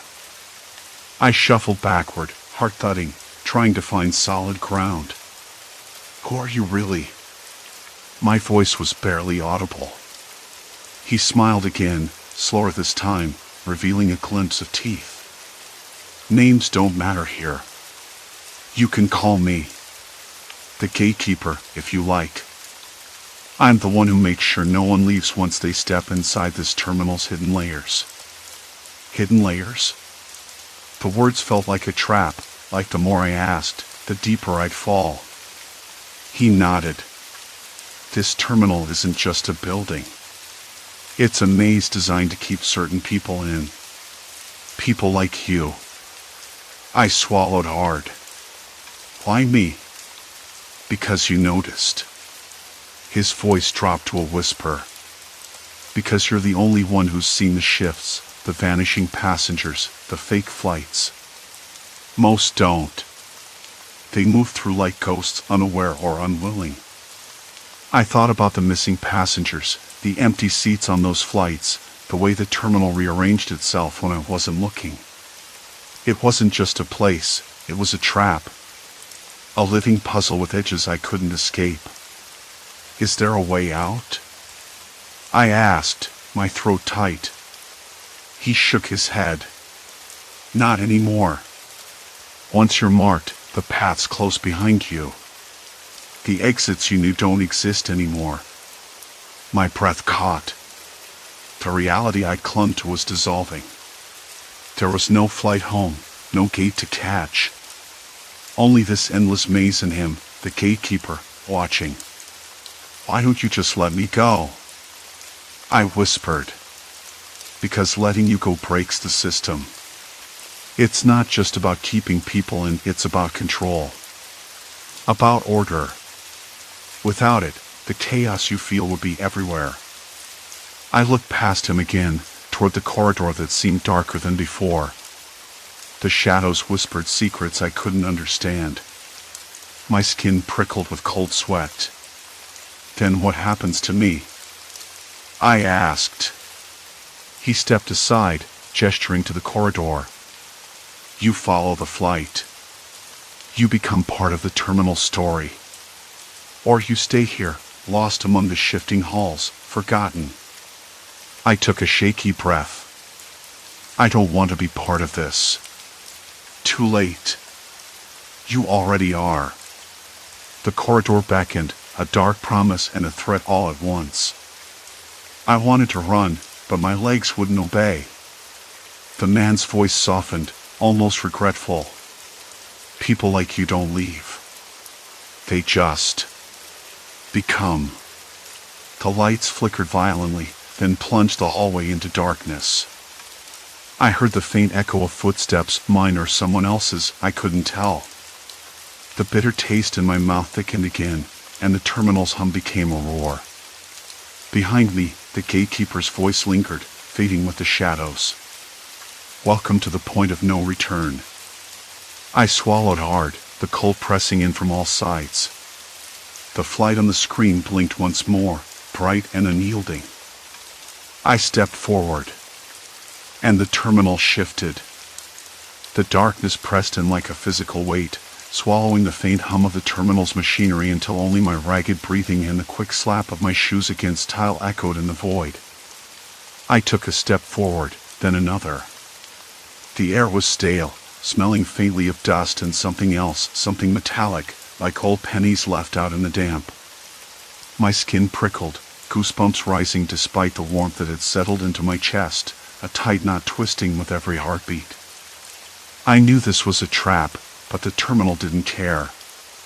It shifted beneath my feet, rearranging itself, folding space like a cruel puzzle I was forced to solve blindfolded. I tried to recall the man's words, the final phrase about becoming part of the terminal story. What did that even mean? Was I supposed to disappear? To dissolve into the endless maze, lost and forgotten? I swallowed hard, the bitter taste thick on my tongue. No, I wouldn't let that happen. I had to find a way out. The corridor suddenly forked, two hallways branching off into shadows so deep they seemed unreal. I hesitated, heart stuttering. Which way? I whispered, voice raw.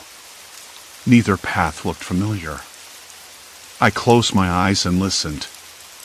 A faint murmur rose from the left, a low, rhythmic tapping, like fingers drumming on a table. The right was silent. Too silent. I shivered and chose the left. The tapping grew louder, echoing off the concrete walls coated in peeling paint. It wasn't random, someone was there. Someone else trapped in this shifting nightmare, or worse, someone watching. I rounded a corner, and the lights flickered again, casting long, jittering shadows. A figure appeared ahead, hunched and still, silhouetted against a dim emergency exit sign. My mouth went dry. I swallowed. Hello? I called. The tapping stopped. The figure didn't move. For a moment, I thought I imagined it. Then it raised a hand slowly, deliberately, and pointed down the hallway behind me.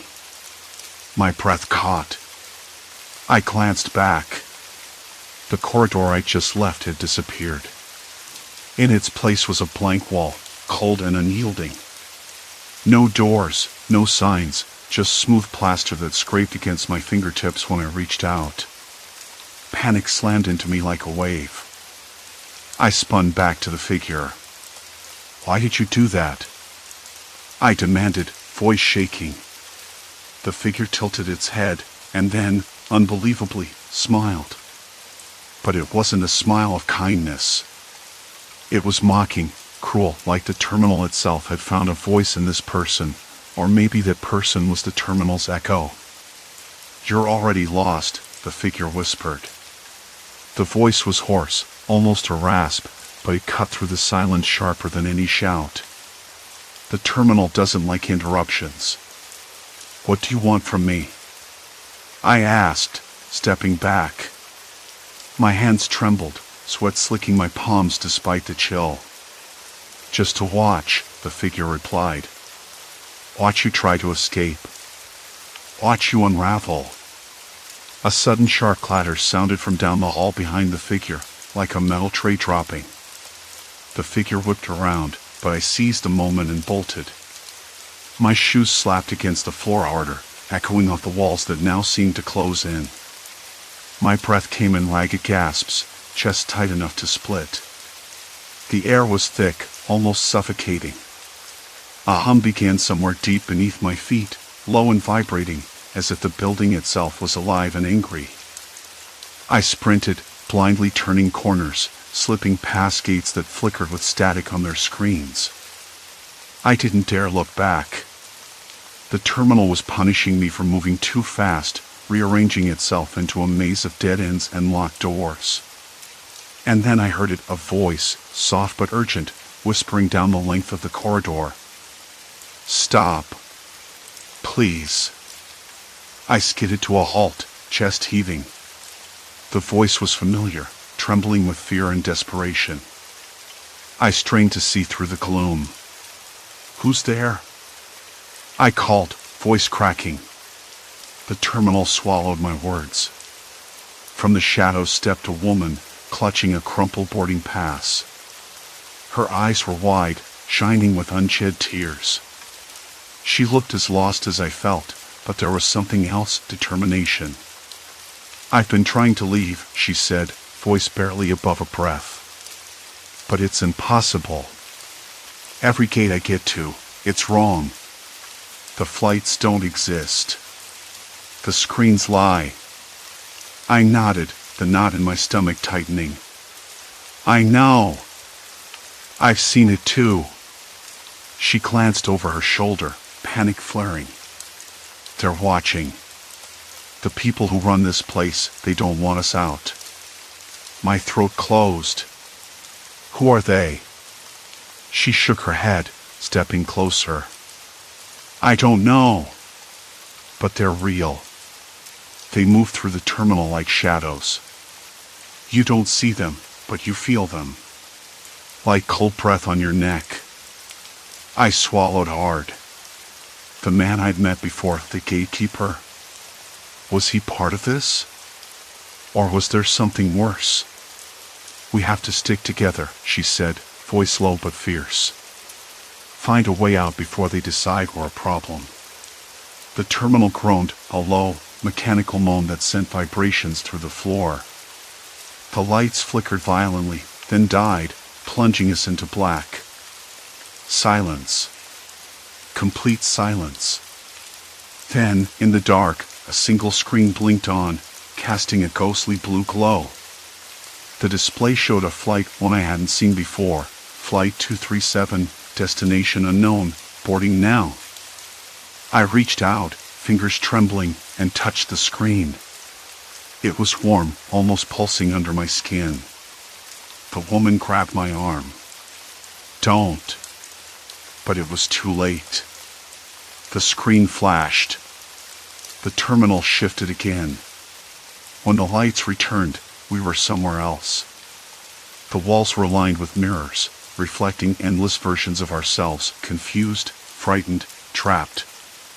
Behind us, the corridor stretched into darkness, but I knew the figure from before was there, watching, waiting. We're deeper in than I thought, I whispered. She nodded, eyes wide. And the terminal's not done with us yet. A faint sound reached us from the shadows, a soft tapping, slow and deliberate. The labyrinth was alive, and it was calling us forward. Into the unknown. I clenched my fists. There was no turning back now. The air smelled faintly of stale coffee and worn leather as I stepped into the terminal, the hum of distant announcements threading through the background like a half-remembered song. It was the same airport I'd walked through countless times before, yet something had shifted. Again. The walls didn't quite meet where I expected. The tiled floor had patches of scuff marks I hadn't seen last time, and the overhead lights flickered with a rhythm that felt less accidental and more deliberate. I tried to steady myself against a cold, metal column near gate 14. My hands trembled slightly, not from fear exactly, but from a deep, gnawing exhaustion that had settled in my bones over these past weeks. Each visit to this place had pulled me deeper into its maze, a labyrinth of corridors and departures that refused to make sense. Flights to places that didn't exist, faces that disappeared like smoke, hallways that swallowed me whole and spat me out somewhere else entirely. I glanced at the departure board. The screens were alive with impossible information. Flights labeled with codes I'd never seen, departures scheduled for years from now, gates that weren't on any map. The letters blurred as I blinked hard, my pulse tightening in my throat. I leaned closer to the screen, trying to pin down any pattern, any clue that might break the endless cycle. Lost? The voice came from behind me, soft but sharp, like an item made of sound. I spun around. A woman stood there, mid-30s, dressed in a sharp navy suit that looked like something out of a corporate catalog. Her eyes were too bright, too steady, and they seemed to pierce right through me. I didn't mean to startle you, she said, smiling thinly. It's easy to get turned around here. I wanted to say something, to ask her how she knew, but the words caught in my throat. Instead, I nodded, swallowing hard. Most people don't notice the shifts, she said, stepping closer. You do. That means you're paying attention. That's rare. I studied her, trying to figure out if she was part of this endless puzzle or something outside it. Who are you?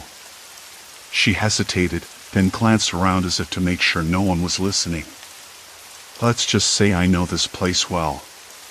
And I know what you're facing. I wanted to ask more, but the sound of an announcement pulled me away. The voice was calm, almost soothing. Flight 237 to Denver now boarding at Gate 9. But Gate 9 was nowhere near here. I hadn't seen it on any of the maps, and every direction I tried to reach it twisted into something new. A dead end here, a stairwell there, a corridor that looped back to the same spot. I looked back at the woman. Why? Why does the terminal keep changing? She shrugged, the faintest shadow of sadness crossing her face. Sometimes places reflect the people who pass through them. Sometimes they trap the ones who can't let go. Her words hit me harder than I expected. I swallowed the lump in my throat. Let go. Was that what this was about? I had to admit, I wasn't sure what I was holding onto anymore. My flight home had left hours ago. My phone was dead. I didn't know if anyone was looking for me. The terminal, this endless shifting maze, had become a prison of my own making. Look, I said, voice hoarse, I don't want to be trapped here. I need to get out. She nodded, as if she'd been waiting to hear that. There's a way, she said. But it's not simple. You have to face what's keeping you here. The part of you that clings to the past, to the fear, to the unknown. I shook my head, frustration rising. That sounds like nonsense. She smiled again, softer this time. Maybe. But it's the truth. The terminal doesn't just shift for no reason. It responds. I looked away, running my fingers over the rough edge of a worn bench. The texture grounded me real, tangible. No illusions there. I closed my eyes and let the memories flood in, missed calls from my sister, the last conversation with my father before he got sick, the job I left behind in a messy pile of resignation emails and unreturned texts. Was I really trapped because I couldn't let go? When I opened my eyes, the woman was gone. I blinked, confused. Had she ever been there? The terminal was silent now, except for the distant rumble of a cleaning cart somewhere down a hallway I didn't recognize. I stood up, feeling the weight of exhaustion settle deeper into my shoulders. I decided to move. To stop waiting for answers from ghosts or shifting walls. If the terminal was a reflection, maybe I could change it. I navigated through the twisted corridors, paying attention not just to the signs, but to the sounds, the smells, the small details. The faint scent of lemon cleaner on a door handle. The way the carpet softened underfoot near the lounge. The hum of an air vent vibrating against the plaster ceiling. I paused at a large window overlooking the runway. The sun was setting, casting long shadows across the tarmac. Planes lined up like sleeping beasts, engines silent, waiting. And there, just beyond the glass, a familiar figure waved. It was my sister. Her hair caught the light. Her smile was real. I pressed my palm against the cold glass, heart pounding in a way I hadn't felt in days. I had to get to her.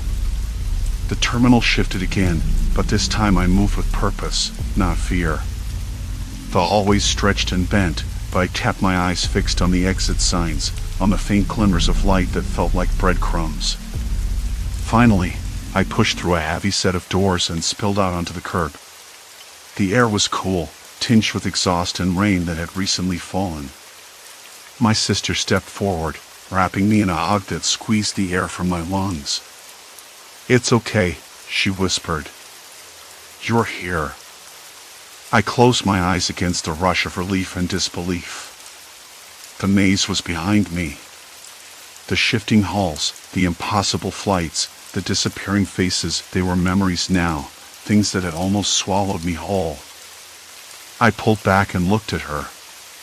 "How did you find me?" She shrugged, a small smile playing on her lips. I didn't. You found your way out. I nodded slowly, feeling a strange calm settle over me. The terminal was still there, alive with its secrets and distortions, but I wasn't part of it anymore. Not because the place had changed, but because I had. We walked away from the terminal together, the noise of the city rising around us. I breathed deeply, tasting the rain on my tongue, feeling the solid ground beneath my feet. The nightmare was over. Or maybe it was just the beginning of something new. But for the first time in weeks, I wasn't afraid. I was free. Story 6, Silent Village, Unknown Watchers Await. The road had a way of swallowing the light, especially when it curved through forgotten villages where even the sun seemed reluctant to linger. I was sitting in the back of the van, the windows fogged from my breath and the chill creeping in through the cracked glass. Outside, the houses leaned toward the narrow street, their peeling paint and shuttered windows like tired eyes closing in on us. The air tasted faintly of smoke and something else, maybe old wood or the sour tang of forgotten things. I pressed my palm against the glass, feeling the cold seep into my skin. What do you think, Liam? The voice came from the front, soft but sharp, cutting through the stillness. Sarah was sitting beside the driver, her fingers tapping a restless rhythm on her knee. I blinked at her, startled out of my thoughts. About the village? It's quiet. Too quiet. I tried to smile, but it felt thin, stretched over a knot growing in my stomach. Mark, the driver, grunted without looking back. They all are. Every place we've passed through. This part of the country's like a ghost town, but with people still living in the shadows. I nodded, though I wasn't sure what to say. I joined this little expedition on a whim, chasing a story for the magazine I worked with, something about rural life fading into obscurity. I thought it would be straightforward, meet locals, listen to their stories, take notes. Instead, it was turning into a slow unraveling of something I couldn't quite name. The van slowed, bumping over uneven stones as we reached the village square. A few figures moved in the distance, their faces obscured by hats and scarves despite the early afternoon. I caught Sarah's eyes in the rearview mirror. She was watching them too, her brow furrowed. I stepped out, the sharp scent of wood smoke greeting me immediately. The ground beneath my boots was uneven, a mix of dirt and scattered leaves. I could hear the faint drip of water somewhere nearby, steady and rhythmic. Behind me, the van's engine idled, a low hum against the heavy silence. Anything worth noting? Mark asked, eyes scanning the empty doorways. I don't know, I said, pulling my jacket tighter around me. It feels like they're waiting. Like they know we're coming. Sarah joined me, lowering her voice. You think they do? About us? I shrugged, but I had a creeping doubt. Maybe. You ever get that feeling that you're being sized up before a word's even spoken? Like your presence is already a story they've told each other? She nodded slowly. Yeah. Like they've got their own language, and we're just fumbling through the translation. We stood there a moment longer, until a woman appeared from a side alley. She was small, with sharp eyes that seemed to miss nothing. She glanced at us, then away, as if weighing whether to speak or vanish. You're not from here, she said plainly, her voice low but steady. No, we're passing through, I replied, trying for a friendly tone. Just curious about the village, the people. She looked at me longer, then shifted her weight and turned back down the alley without another word. Sarah frowned. That was cold. Yeah. I swallowed hard. Maybe they're not used to visitors. But then, as we started walking toward the cluster of houses, I heard Sarah's voice drop to a whisper. Did you hear about the car crash by the old mill? The one last month? I blinked. No. What happened? Before she could answer, Mark spoke from behind. Yeah, I know about that. Guy swerved off the road, killed a kid on a bike. Everyone's been quiet about it. Family's trying to keep it under wraps. I felt a chill, not from the wind but from the knowledge itself. It wasn't just the accident. It was how they all seemed to know exactly who was involved, what was said, who blamed whom, even though none of it had been in the news or anywhere outside the village. How do you know all this? I asked, glancing between the two of them. Sarah shrugged, but her expression was serious. We've been around. Longer than you think. Mark smirked. Or maybe we're just better at listening. I laughed nervously, but the sound felt hollow. There was something about their certainty, the way they spoke about these secrets as if they were facts carved into stone, that unsettled me. We moved on, passing a butcher shop with a faded sign and a door hanging slightly ajar. Inside, the air, cold and heavy with silence, was sharp with the scent of cured meat and something metallic. I noticed the floor was scuffed, the walls lined with old photographs, some faces I recognized from the village, others I didn't. Sarah leaned closer, pointing at one of the pictures. That's Tomas. Used to be the mayor's son. Found out he was stealing from the church collection box. They never talked about it openly, but everyone knew. I nodded slowly. Why keep it quiet? Because the mayor's still around, Mark said. And power's more dangerous when it's whispered about. It struck me then, the way these stories were spoken in half-truths and careful glances.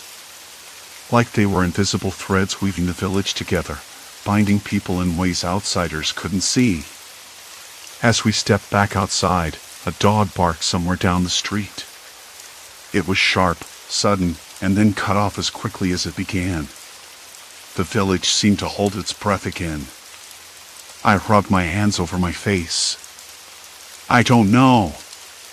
This place feels like a puzzle with pieces missing.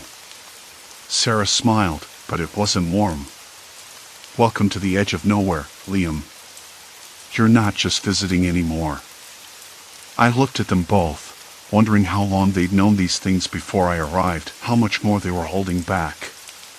And then, without quite realizing it, I found myself listening harder, watching closer, as if the village wanted to tell me its secrets, one quiet moment at a time. The night pressed in, thick and almost suffocating, as we stood on that cracked sidewalk, the faint drip of water from a loose gutter somewhere behind the bakery filling the silence between us. Sarah's words from moments ago echoed in my head, "You're not just visiting anymore." I glanced at her, trying to read the flicker behind her steady gaze. Mark shifted his weight beside her, the gravel crunching softly beneath his boots. Neither of them looked like they were about to turn back. "So," I said, voice low, "what now?" Mark gave a short chuckle, but there was no humor in it. "We start paying closer attention. Talk to people. Watch. Watch." The word felt too small for what they meant, but I didn't argue. I wanted to believe this was just some game, some strange initiation, but the way the village seemed to hold its breath made me think otherwise. We made our way back to the little inn where I was staying. The building leaned slightly to one side, the plaster cracked and peeling, with a faint smell of damp wood and something sour, maybe old bread left too long on a shelf. Inside, the flickering bulb in the hallway cast long shadows over the worn carpet. I could hear the faint murmur of voices from the common room, the low buzz of conversation that held a kind of guarded energy. Sarah and Mark didn't join the others. Instead, they led me up a narrow staircase, the banister rough beneath my palm, and into a small room at the end of the hall. The window was cracked open a few inches, letting in the cold night air that smelled faintly of earth and smoke from distant chimneys. A weak moonlight spilled across the floorboards, and I realized how quiet everything was, too quiet. Mark closed the door behind us, and the lock clicked softly. I noticed Sarah's eyes flick to it, then back to me. So, I said again, trying to sound casual, but my throat felt dry. You two know a lot about this place. More than anyone should. Sarah smiled, but tight. We've been here longer than you think. Longer than most. I swallowed. Longer? You mean you lived here before coming with me? Mark shook his head slowly. Not exactly. We've been around. Moving, watching. It's complicated. I wanted to press them for details, but something in the way they avoided eye contact stopped me. Instead, I asked, why? Why all this secrecy? Why know these things about people? Sarah's gaze sharpened. Because knowledge is power. And power in this village isn't about the mayor or the council. It's about the stories people hide. The ones they pretend don't exist. I thought about the old woman with the crooked back who refused to speak of her son, the butcher who barely looked you in the eye and always had a fresh scar on his knuckles, the children who vanished from the schoolyard but were never mentioned again. I'd seen the signs, but I hadn't dared to ask. And you, I said, you just collect these stories? Like trophies? Mark's eyes darkened. No. We use them. To keep balance. Balance. The word felt heavy, like a warning wrapped in a promise. I couldn't tell if I was being invited or threatened. I paced the room, the floor creaking beneath my steps. The smell of old paper and dust drifted from a small desk in the corner, where a stack of notebooks lay, their pages yellowed and edges curled. Sarah followed me, finally speaking in a quieter tone.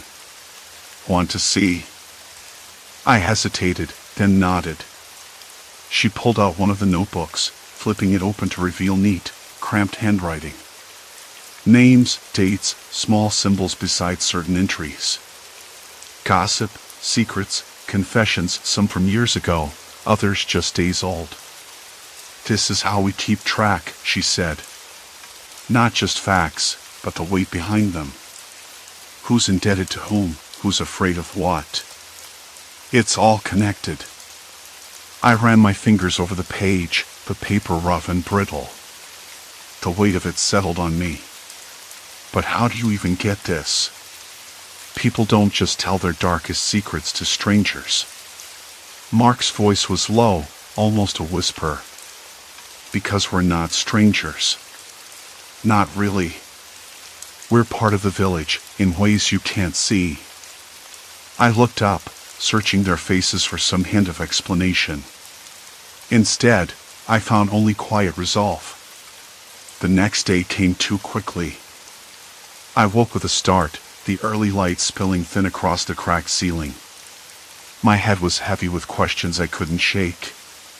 Outside, the village was already stirring, the clatter of shutters, the faint aroma of fresh bread baking somewhere down the street, mingled with the damp earth after a night's rain.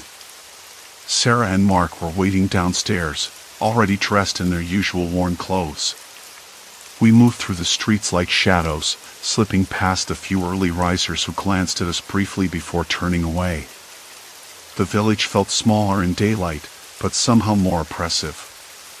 Our first stop was the bakery where a thin, sharp-faced man named Tomas worked. I'd seen him in the evening, but now his eyes seemed colder, sharper. Sarah and Mark spoke to him in quiet tones. I watched Tomas's jaw tighten, fingers clenching and unclenching as they mentioned a name I didn't recognize. Later, as we walked on, I asked, "Who was that?" "A man with debts," Mark said. "More than money." "And Tomas?" "He's afraid of what will happen if those debts aren't paid." Afraid. The words settled like a stone in my stomach. I realized I hadn't felt the full weight of fear here, not yet. But now, seeing it in Tomas's face, it was impossible to ignore. We continued through the village, stopping at a small square where a group of women sat on benches, eyes flicking nervously as we approached. Sarah nodded to one, an older woman with deep lines etched into her face. "Maria," Sarah said softly. "Tell Liam about the boy." Maria hesitated, then leaned in, voice dropping. "Everyone knows the story, but no one talks about it. The boy." I felt a chill despite the sun growing stronger overhead. They spoke of a child who disappeared years ago, swallowed by the village's silence. What I hadn't realized was how many quiet tragedies like this were buried beneath the surface, each one a thread in the tapestry Sarah and Mark navigated daily. Later that afternoon, as we sat outside the inn, the wind picked up, rustling dry leaves and carrying the distant, hollow sound of a church bell. I could taste the grit of dust in the air and feel the rough plaster of the inn's wall beneath my fingertips. I looked at Sarah and Mark, their faces calm but unreadable. "I don't know if I can do this," I said quietly. "I'm not sure I want to." Sarah's eyes met mine. "You don't get to choose." "Not anymore." Mark added, "We're already part of this now, whether you like it or not." The weight of their words settled over me like a thick fog. I wanted to pull away, to run, but the village had already wrapped its fingers around me. Its secrets weren't just stories anymore, they were chains. That night, I lay awake, listening to the wind scraping against the window pane and the faint murmur of footsteps outside. Something had shifted, not just in the village, but in me. I was no longer an outsider looking in. I was part of the story, and I wasn't sure I'd like the ending. The sun had dipped behind a jagged ridge by the time we left the inn's courtyard. Shadows stretched long and thin, crawling like fingers over cracked plaster and cobblestone slick with the day's dust. I could still taste the grit on my tongue, a dry, earthy tang that settled there like a warning. Sarah and Mark moved ahead with that same calm, purposeful stride, but I lagged behind, the weight of Maria's story pressing down on my chest. The boy, swallowed whole by silence, wasn't just a village ghost tale. It was a warning. Or maybe a threat. "I don't get it," I said, voice low, barely louder than the crunch of boots on gravel.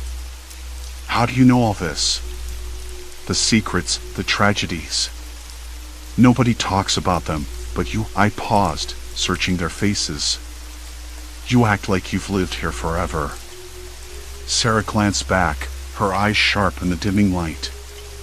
"We might as well have." Mark's mouth twitched, half smile, half smirk. "You think we just stumbled on this by chance?" "No, Liam. We're here because of what we know. What we can do with it." A shudder ran through me, like a sudden cold draft slipping under a door. The implication was clear, but I wasn't ready to say it outright. "What are you saying? That you're watching them? Controlling things?" Sarah's gaze flicked to the narrow street behind us, where the last light caught the peeling paint on a shutter. "Not controlling. Managing. Protecting. Or at least, that's the story we tell ourselves." I stopped walking. "Protecting? From what?" Mark shrugged, but there was a tension in his jaw I couldn't miss. "From themselves, mostly. Secrets like the boys don't just vanish. They fester. Poison the well. If you know where to look and who to talk to, you can stop it from spreading." "Sounds like you're playing judge and jury." My voice cracked with disbelief. "Who gave you that right?" Sarah's face softened, just for a moment. "You don't get to question us anymore, Liam. You're part of this. Part of this." The phrase echoed in my head like a bell tolling a sentence. I could feel the line snapping behind me, the line I'd never crossed until now. No turning back. I glanced at them, caught the flicker of something unreadable in their faces. Determination? Resignation? Or maybe just the weight of knowing too much. We turned a corner and entered a narrow alley choked with shadows. The air smelled of damp stone and something metallic, faint but unmistakable. I swallowed hard. My throat felt raw, dry as sandpaper. Somewhere nearby, a dog barked once, sharp and sudden, then silence swallowed the sound. "Tell me," I said, voice rough. "Why me? Why drag me into this?" Sarah stopped, her hand brushing against the rough brick wall. "Because you saw what we saw. You asked the wrong questions. You didn't look away." I wanted to argue, to say I hadn't wanted to see anything, but the truth was heavier than any denial. I had seen. And now I was tangled in something that felt like a net tightening around my chest. Mark stepped closer, his voice low enough that only I could hear. "We have to finish this. There's no going back. Once you start pulling at the threads, the whole fabric unravels." The alley ended at a nondescript door, faded blue paint peeling away to reveal weathered wood. Mark rapped 3 times, slow, deliberate. The door creaked open a crack, revealing a pair of eyes that blinked cautiously, then disappeared. "Come in," Sarah said. Inside, the air was cooler, tinged with the faint smell of old paper and something faintly sweet, like rotting fruit. The room was cramped and dimly lit, lined with shelves heavy with files and notebooks. A single bulb overhead flickered, casting jittery shadows across the peeling wallpaper. A woman sat behind a cluttered desk, her hair pulled back tightly, eyes sharp and unblinking. She looked up as we entered, nodding slightly.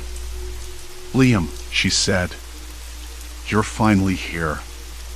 The sudden familiarity in her voice sent a strange pulse through me. "Do I know you?"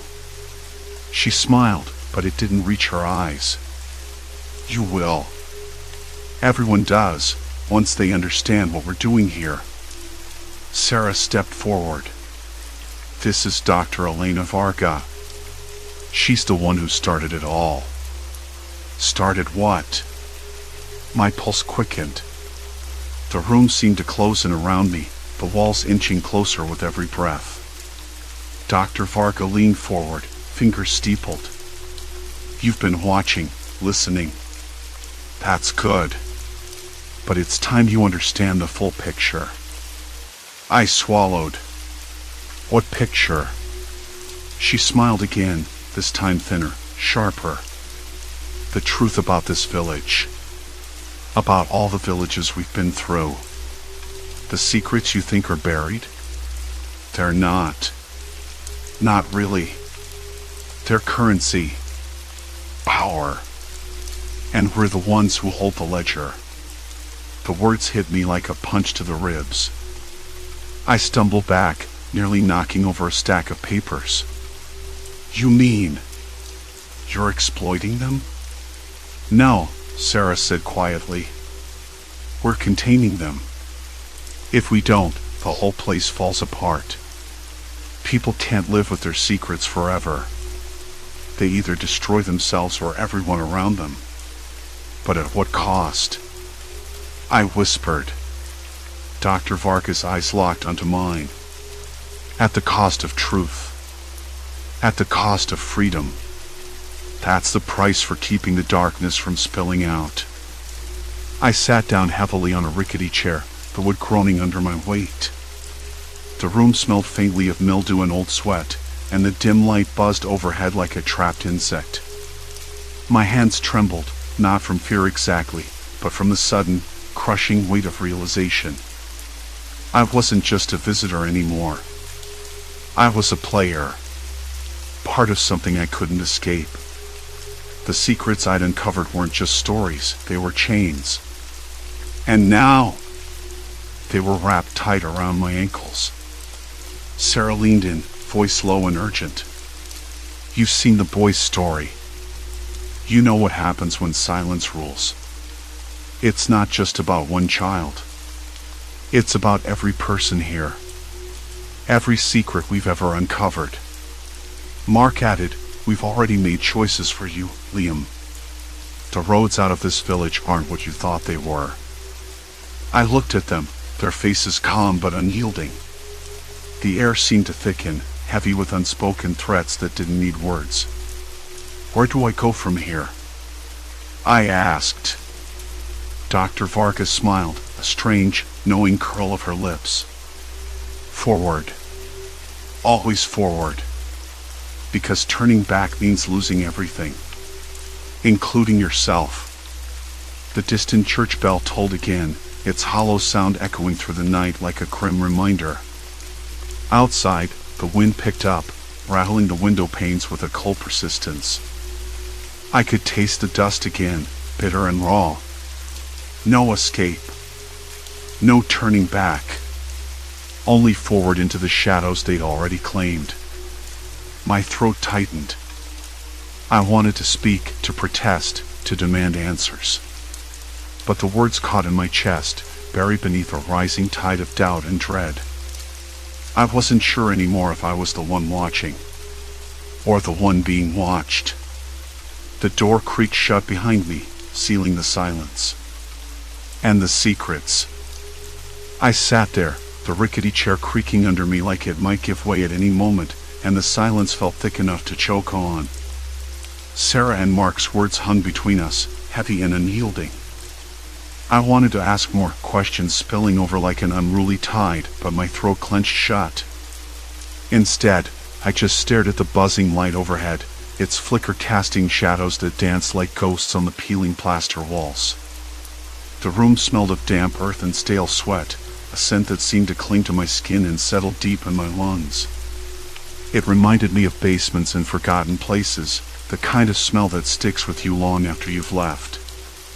My hands trembled again, this time not just from the weight of their revelation, but from the cold that was seeping into the room, wrapping around my bones. Where do I go from here? I repeated, my voice barely above a whisper.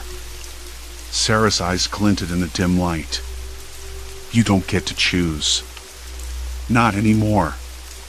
Her voice was calm, but the sharp edge beneath it sliced through me. Mark leaned forward, fingers steepled. Every secret we've uncovered, there's a reason. It's never random. We're not just observers, Liam. We're the keepers. And you've been enlisted whether you like it or not. I swallowed hard. The room seemed to tilt, the walls closing in, the buzzing light flickering faster. I could almost hear the pulse of the village outside, a distant murmur of voices, the scrape of boots on gravel, the low bark of a dog somewhere down a crooked alley. If I'm part of this, I said, voice cracking, then what am I supposed to do? Walk around, pretending like I'm one of you? What if I don't want this? Sarah's lips curled into something like a sad smile. You won't get that choice. The village changes people, Liam. It's not just the secrets, it's the way they shape everything. The roads you thought were leading out, they're just lines on a map. The real paths are beneath the surface. I looked away, the weight of their certainty pressing down so hard I could barely breathe. I wanted to run, to disappear into the night air, but I knew better. I was already tangled in their web, every step forward tightening the threads. Mark stood, the chair scraping loudly against the cracked floor. Come with us. There's something you need to see. Something that'll make the choice clearer. I hesitated. Part of me screamed to refuse, to slam the door and disappear into the darkness outside. But another part, curiosity, or maybe desperation, pushed me to my feet. Outside, the night was colder than I remembered. The moon hid behind thick clouds, and the village was a patchwork of shadows and faint lights flickering through grimy windows. The air tasted of wet earth and something metallic, like old coins or rust. Sarah led the way through narrow streets that twisted like veins, every step echoing softly. Mark was close behind, silent except for the occasional sharp inhale. I followed, my senses on high alert, Every sound amplified: the distant creak of a shutter, the rustle of dead leaves skittering across the cobblestones, the faint murmur of voices carried on the wind. We stopped in front of a house that looked like it had been forgotten by time. The paint was peeling, the porch sagging under the weight of years. A single light glowed weakly behind a cracked window. The air around it felt heavier, charged. Sarah glanced at me, voice low. "This is where it starts." I didn't want to ask what it was, but I couldn't look away. Inside, the air was thick with dust and the faint scent of something sharp, cleaning chemicals, maybe, or bleach. The floorboards groaned underfoot as we moved through a narrow hallway. The walls were lined with faded photographs, faces frozen in smiles that didn't reach their eyes. I recognized some of them from earlier conversations, people whose names I'd heard whispered in the village square. Then we came to a door, a simple wooden thing, but heavy, sealed with an old bolt. Sarah's hand trembled slightly as she undid it. The room beyond was small and bare, lit only by a single candle flickering on a rough table. On the table lay a collection of notebooks, their pages yellowed and edges curled. I stepped closer, drawn by the quiet intensity of the scene. "These," Sarah said, "are the records. Every secret, every lie, every truth we've ever uncovered." Her voice was almost reverent. I reached out, fingers hovering above the open pages. The handwriting was cramped, precise. Names, dates, descriptions, fragments of lives laid bare. I scanned a passage that detailed a scandal involving a respected elder, a long-buried betrayal that had rippled through the village for decades. "How do you know all this?" I asked, voice barely steady. Mark shrugged, a shadow crossing his face. "Because we live it. Because we've chosen to carry it." The room felt colder now, the candlelight flickering wildly as a sudden draft swept through. My skin prickled. I realized then that this wasn't just about knowledge, it was about power. Control. The secrets weren't just stories, they were tools, and Sarah and Mark held them like a shield. I wanted to pull away, to escape the suffocating weight of it all. But my eyes caught a name on the page, my own. A date, a place, a note in the margin. My breath caught. How could they have known? Why am I in here? I demanded, voice rising. Sarah met my gaze, steady and unflinching. Because you're part of this now. Because the village doesn't let go. I stumbled back, heart hammering. My mind raced. Had I been watched from the moment I arrived? Had every word, every step been recorded and dissected? The silence that followed was unbearable. Then Mark spoke, voice low and deliberate. "You think you came here by chance? You think your questions were innocent? No! You were drawn here because we needed you." I shook my head, the room spinning. "I don't understand." The dawn was a pale thing, like a half-forgotten bruise stretched across the sky. I woke on the rough cot beneath the cracked window, the chill morning air slipping in through the gaps and clutching at my skin. Outside, the village was still, save for the occasional crow's harsh caw and the distant clatter of shutters. The scent of damp earth and wood smoke mingled, thick and unyielding, pressing against the thin walls. I lay there for a long moment, listening. The others had already left the room, their absence a sharp pang in the quiet. I wasn't sure whether I wanted to follow or stay. What was left, really, after everything? The weight of the night spent chasing shadows, the whispered confessions that weren't meant for me, the cold calculations behind every glance they threw my way. I rubbed my hands over my face, the rough stubble prickling like sandpaper, and tried to breathe. "Morning," a voice said, soft and cautious in the doorway. It was Mara. Her eyes were tired but steady, the usual flicker of amusement replaced by something unreadable. "Morning," I answered, my voice hoarse, strange even to my own ears. She stepped inside, closing the door quietly. "We need to talk." I sat up, the cotton sheets rustling around me. "About what?" She hesitated, then crossed to the small table by the window, tracing a cracked line in the plaster. "About what you saw last night. What you figured out." I swallowed hard. "You mean, how you knew all those things? About the people here?" She nodded, eyes fixed on the wall. "Yes." "And why?" It was the conversation I'd been avoiding, the one I'd spun in my mind 100 times, tangled and messy, never quite fitting together. I wanted to believe it was some coincidence, some lucky guess. But it wasn't. They had lived here, or close enough, long enough to know every secret, every hidden fracture in the village's face. But why? What did they want with that knowledge? I ran a hand through my hair, the texture coarse and unkempt. "I don't understand. Why all this? Why come with me, pretend?" Mara's eyes finally met mine, clearer now, like a window cracked but not broken. "Because it had to end. Because someone had to see it, someone from outside." Her words hung in the stale air.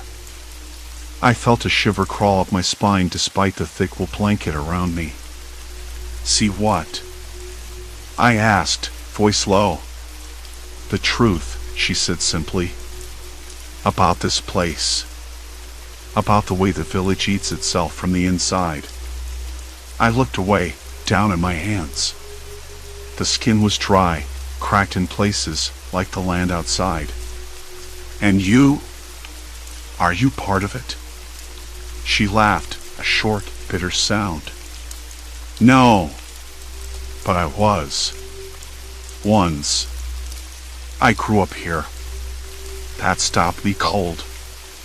"Then how?" "I left," she said. "Ran when I could. But I never stopped watching, never stopped knowing. Some things don't leave you, even when you're far away." The room felt smaller suddenly, the walls pressing in. A slow, sinking feeling settled in my chest, heavy and persistent. I thought about all the times I'd seen them smile, the way their eyes flicked to the villagers, like hunters reading a map only they could see. "Why bring me here?" I whispered. "Because you don't belong," Mara said. "You don't have the weight of this place on you. You're free. You see things without the blinders we grew up with. But more than that," she paused, biting her lip, "you're the one who can tell the story. Not us." I stared at her, the pieces falling into place with a slow, uncomfortable certainty. They weren't just travelers or friends. They were witnesses. Custodians of a kind of truth that was too ugly, too raw for the villagers to face themselves. And I was their messenger. But what happens now? I asked, the question feeling small and fragile. Mara shrugged, then stood. "Now, you decide. Stay and become part of the silence, or leave with the knowledge and break it open." Her words echoed in the room long after she had gone. I sat back heavily, the rough mattress creaking beneath me. The village outside was waking, the murmur of life beginning again, unaware of the quiet battle unfolding within its walls. I remembered the faces I'd seen, the old woman with her trembling hands, the young man who never spoke, the boy with the haunted eyes. Each one carried a shadow I hadn't understood until now. The truth was a weight I couldn't set down. It clung to me, a second skin, rough and unforgiving. I packed my bag slowly, the fabric stiff with dust. The others gathered outside, waiting without words. Mara's gaze met mine once more, steady and expectant. As we walked away from the village, the dirt road stretching ahead, I felt the burden shift. It wasn't just theirs anymore. It was mine. And whatever story I told, it would have to be told carefully, with the full weight of what I'd seen and heard. The sun climbed higher, casting long shadows behind us. The air smelled of earth and old secrets, and for the first time, I understood that some places never forget. They hold onto their stories like a promise or a curse. I didn't know where the road would lead next, but I knew this journey had changed me, made me part of something I couldn't unsee, something that would stay with me, like the faint echo of a whispered confession in the dark. And maybe, just maybe, that was enough.